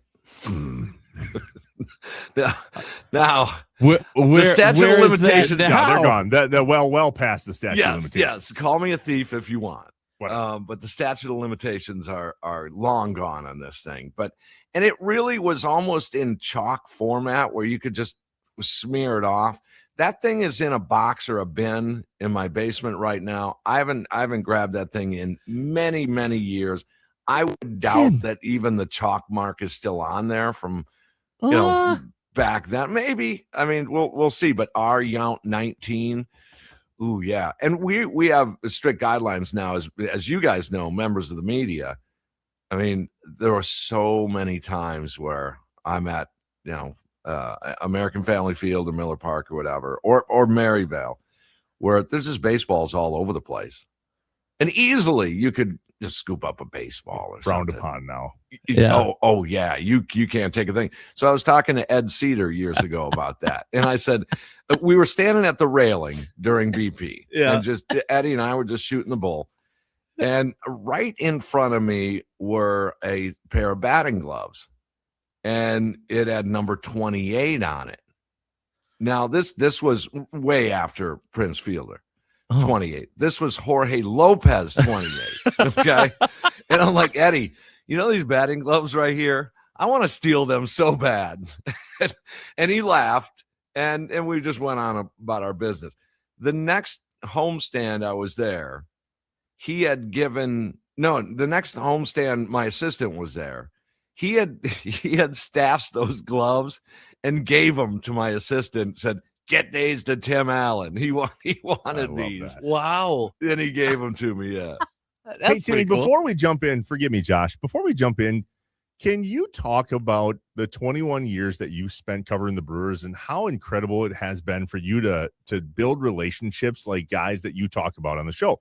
Eddie Cedar is one of them there. I mean, I know you're close with Murph. Mm-hmm. Teach us your ways, oh wise one.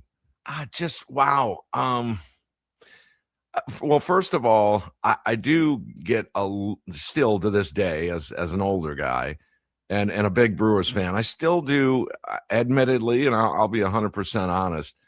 I get a little nervous sometimes on certain players when I'm face to face, and I've always said I want to be a fan first, then a broadcaster second. So that being said, I'm not in there asking for autographs or anything like that. I know better.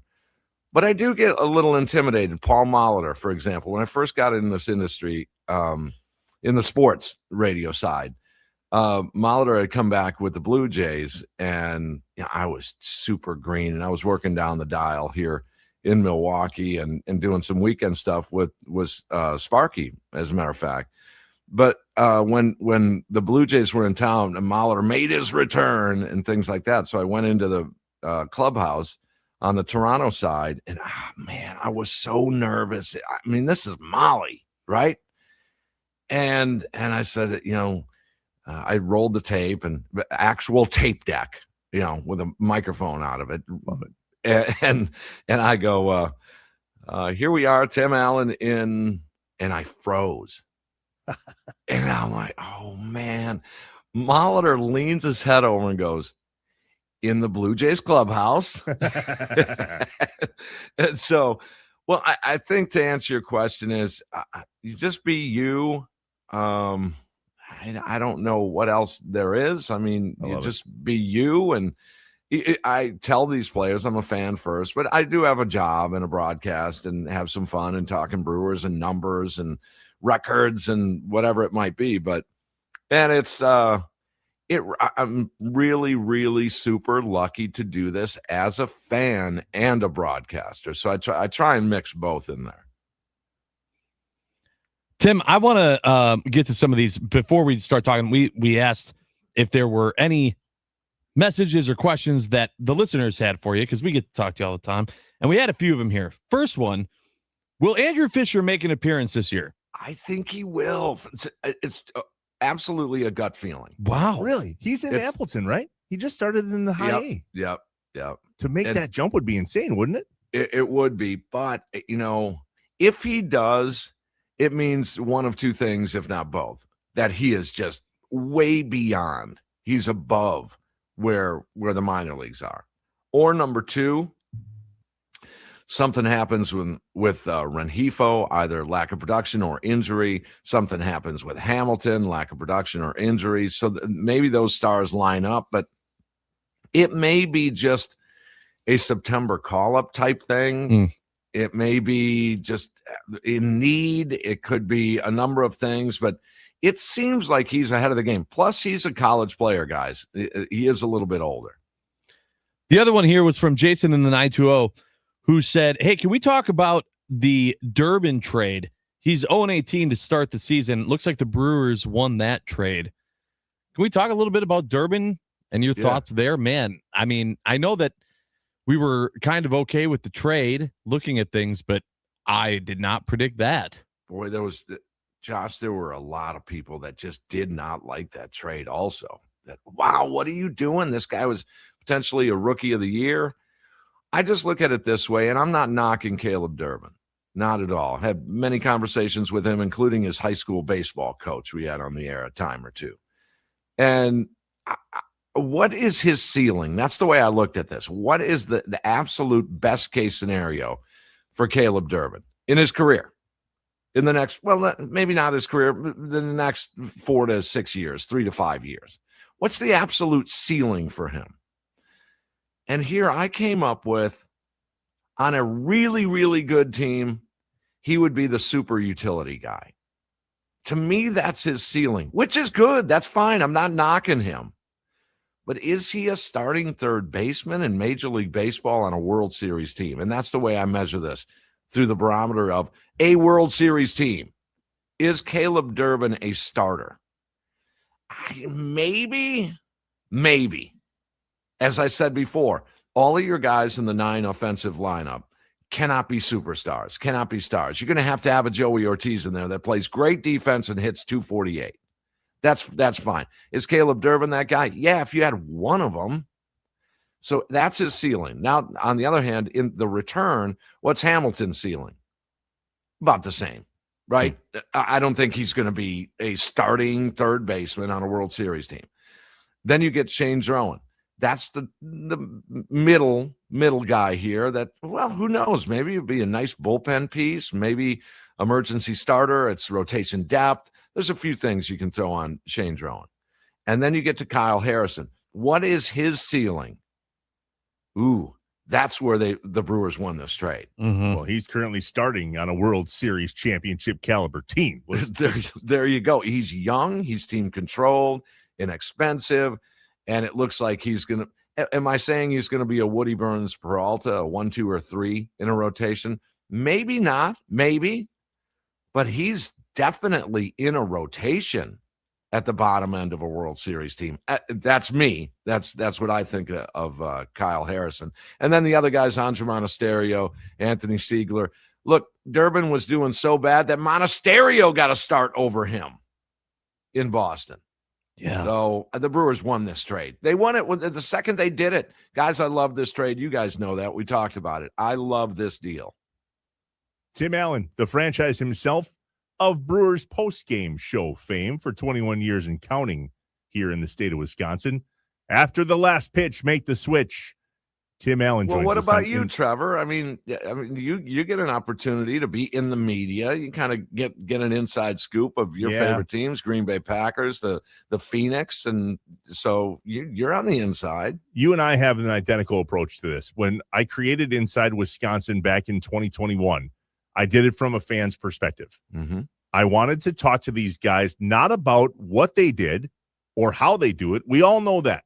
But I wanted to have deep dive conversations about who they are. Yeah. I was so grateful to have Caleb Durbin on the podcast and learn about who he is and what it was like for him to play at the Fond du Lac Dock Spiders and still living at home with mom and dad in Northern Illinois. And the stories are endless. Somebody actually just texted in Tim and said, boy, would I love to grab a beer with Tim Allen, because the guy's got stories for days. And that's what this is all about for me anyway, is I want to know their story. I just don't think we get to know enough stories. Yeah, no, I agree with you. These guys are human beings, and as you said, you got to know Caleb Durbin a little bit, and really go way beyond. The pinnacle would be that's how Murph has a viewpoint of is that we look at these guys, especially in our younger days, as these iconic. Oh my goodness, you're on a baseball card and you're on TV and you're. We can't get at you because we're at the railing as fans, and we got to reach. Can you sign this? We're like that. But at the end of the day, they go to the John too, and they go out. They go out to dinner after work, and they hook up with their kids or have a grill out, and that's the way Murphy approaches this. But sometimes my parents always said, "Well, don't worry about what you're going to do for a living. You can live on love." Nice. Oh, really? Okay. Try having love pay my energy bill.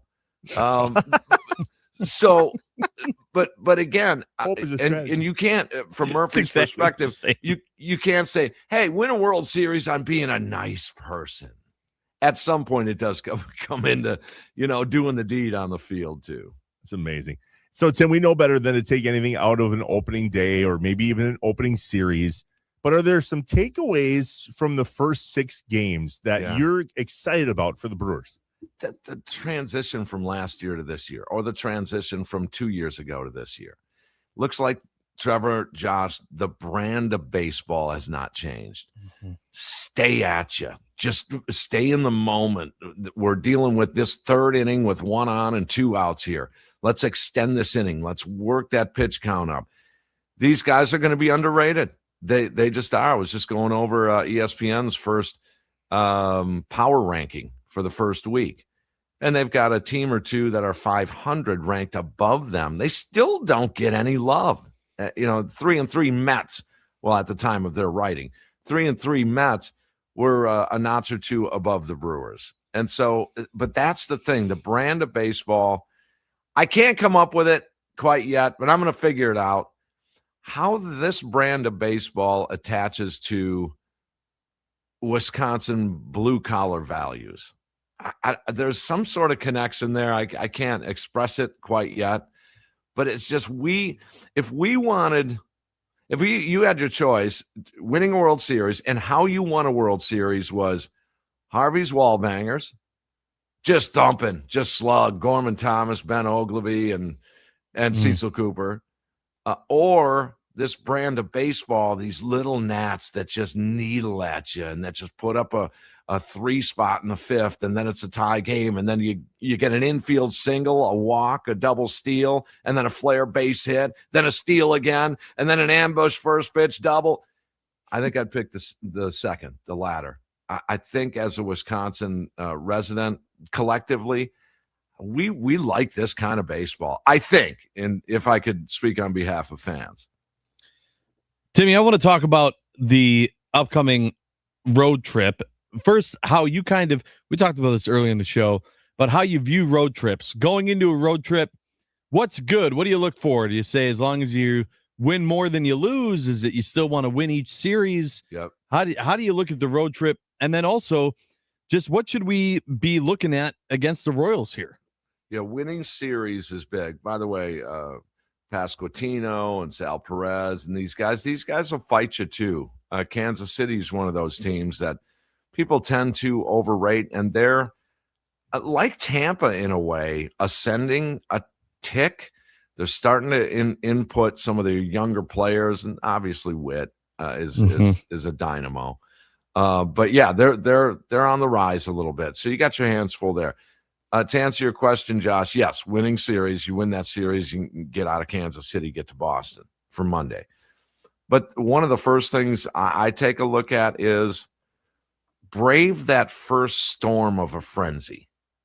Get through that first time where it's a little overwhelming, especially with some of these younger players. Now, again, has Bryce Durang been in a loud situation on the road? Of course he has. But there's other young pitchers, a Brandon Sproat, a Kyle Harrison. Some of these guys brave that first barrage of, let's say it's 0-0 tonight, and it's the bottom of the third inning. And the Royals get the first two runners on. There's a walk and then a first and third base hit. Now there's nobody out, and the crowd is going nuts. That's a key moment in a road series, especially game one. The other thing is score first. Now it didn't happen for the White Sox and the Rays, but more times than not, that does set a tone. If tonight, what is it, 6:40? 5? I don't even know what time the game is. We'll first find pitch out. is, I think, in the 5 o'clock hour tonight, 5:40. 5:45. I have 6:45. Yeah, 6:45 Central. Okay, 6:40. I was already looking towards Monday when they're on the East Coast and it falls earlier. I'm excited. Put up a couple of runs in the top of that first inning. Get to 7 o'clock with a lead, and now the Royals coming up down 2-zip on the Royals Radio Network. Get to that point, that can set a tone early on. Game one of a series in the first inning, to me, I think is one of the most underrated metrics in all of baseball. I do believe in momentum in baseball. I do. A lot of people don't. They just say it's about the starting pitcher. No, I think it's about momentum and confidence and conviction. Score a couple of runs, put up a crooked number in that first inning tonight. Watch how that has an impact the rest of the series. Tim Allen, join him on the post-game show after the last pitch. Make the switch.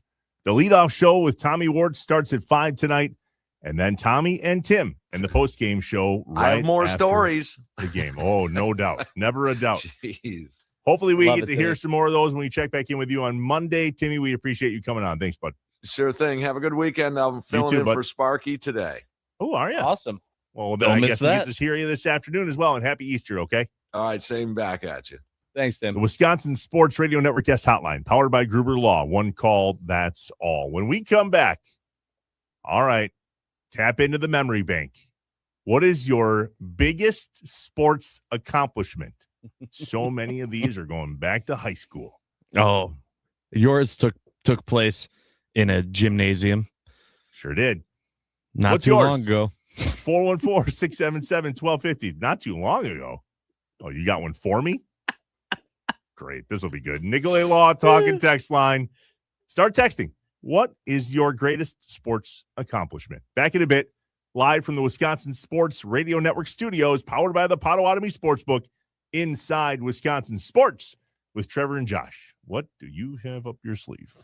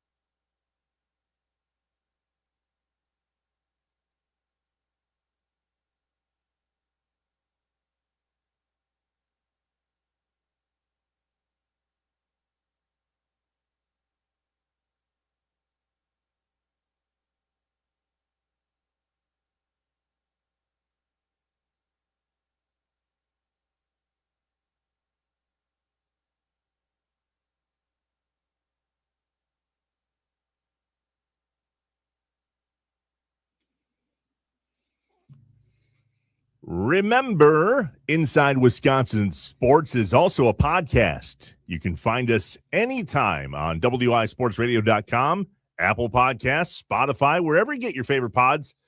Inside Wisconsin Sports will be there. That's us, Inside Wisconsin Sports, Trevor and Josh, reminiscing about your greatest sports accomplishment in your life. Josh, what's yours? So we talked about it a little bit yesterday with Rami, but mine is winning the Wisconsin State Championship in bowling with the team. Yeah, that's pretty awesome. That was it. A lot of people have gotten 300. I do have a 300, but winning state, that was cool. That was cool. Got the jacket. We still wear the jacket. So that was fun. And I think, too, the fact that it was something that happened not like when I was 19. Like, it was something that I did, like, in my 30s. Like, I don't know why, but, like, I take more pride in that, knowing that, like, I wasn't somewhere between 19 and 24. I got nothing to hide. Mine was in high school. Don't care. Okay. I thought yours might have been a week ago or a month ago. Yeah, what do you got? What? When you made the putt, your big putt, Mr. Big Putts over here. Mr. puts the putter to the sky like, are you not entertained? I am your king. Come to me. I thought that was it for you. Yeah, you might be right, actually. That was a pretty big moment. That was pretty cool. I kind of forgot about that already. Thanks for reminding me. Oh, you know what? That might have been it. Mine's high school basketball. I dunked my senior year at home. And back in my day, that wasn't a common thing, ladies and gentlemen. It was pretty rare. I mean, guys, we just didn't dunk in high school. And I had 2 my senior year. I should have had a lot more. But like I told you before, I was a little behind in the old maturity category. Professionally, personally, spiritually, physically, all the above. When I dunked at high school, you know how it's a big moment? You black out. We talked about this. Yeah. The Miz blacking out on opening day, most likely. He's talking to Pat McAfee. He said every pitch. I went back down into my coach's office that following week and had to watch it because I had no memory of it. And you would have been proud because I lost my ever-living mind. Okay, good. Yeah. I do like that. Now, to cap it off, I have that rim. The athletic director from back then, I happened to be involved with the school after graduation. They were changing out the rims, and he gave me the rim. So I have the rim that I played on in high school in my garage. I had made a basketball hoop in our oldest son's room. When he was a toddler, we used to play on it all the time. It's an awesome memory, and I have the rim to prove it. Pretty cool. All right, 414-677-1250. The Nicolay Law talk and text line. What is your favorite and or biggest sports accomplishment? Jason in the 920, first one in, says, well, I have 2 hole-in-ones, and now, as of a day or so ago, 2 300s. Shot .824 with no 300 game in the past, but 2 hole-in-ones and 2 300s. I wonder how many people can say that. Yeah. Good for you, man. I like this one from, they're coming in fast. Here we go. The 920 said, watching my daughter win a state title in gymnastics and then go on to finish second nationally, definitely proud moment as a dad. Isn't that cool? I love it's not that person's, but his favorite sports accomplishment is what his daughter did. That's awesome. The 920, the biggest sports accomplishment has been coaching high school basketball for 35 years. And being part of back-to-back state appearances 2014, 2015. It's awesome, man. There's not enough coaches that actually stick with it. 35 years is a long time. From a participant standpoint, the 414 says, a 4-man beach volleyball champion here. A non-participant standpoint, I interviewed Dennis Rodman once. Does your phone work? You're going to want to call us with that, please. That's an interesting story. That's awesome. Kurt in Mount Pleasant says, in our high school state championship game, I turned unassisted double play in a first and third situation, and then walked with the bases loaded the next inning to take the lead for good. 97 state champs. A close second is that I recorded my first hole-in-one in May of 2017. I feel like a hole-in-one would immediately go to the top of my list. Yeah, that's it. I, just so you know, will lose my mind. I don't know what happened with that putt. I'm a fairly celebratory fella. I just couldn't believe it went in. Maybe that's it. Whatever you think it wasn't that.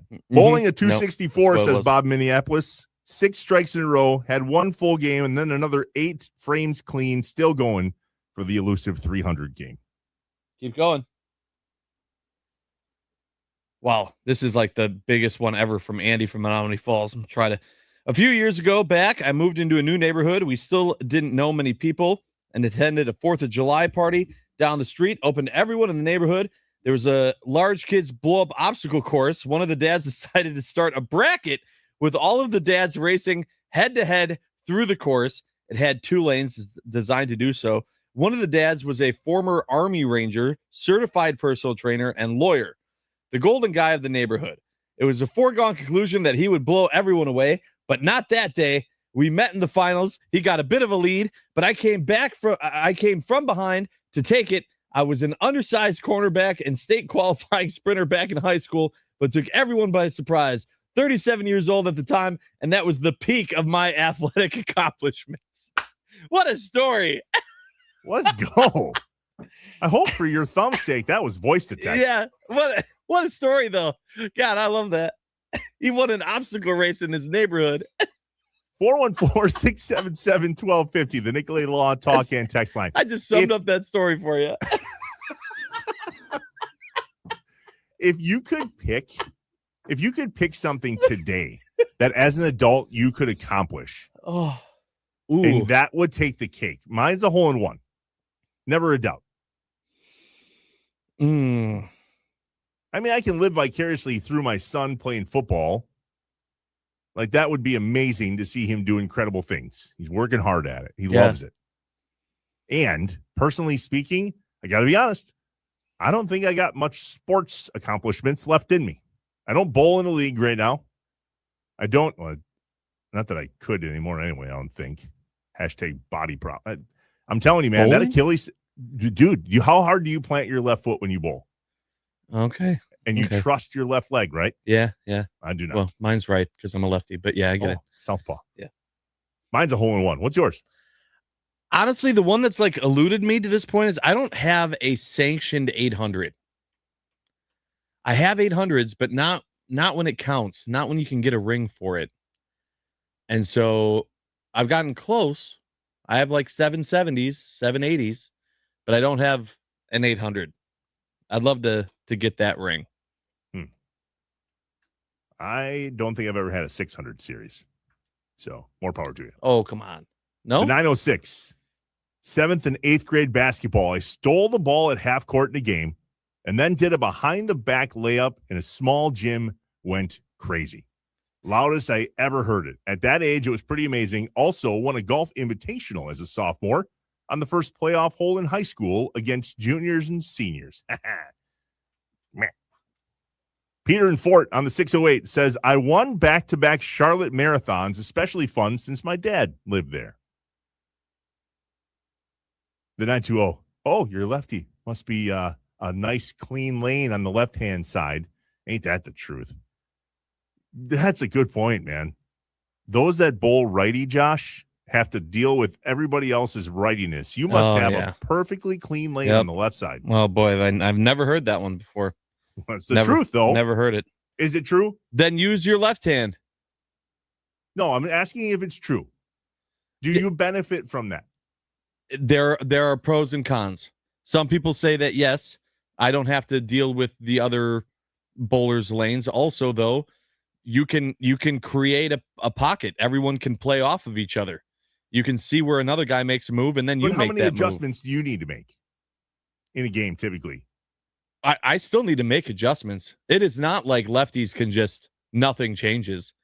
It's just I'm also it for me it happens less, but also I don't usually, if there are no other lefties, I don't get to see how anyone else's ball is moving down the lane. I don't get to base anything off of that.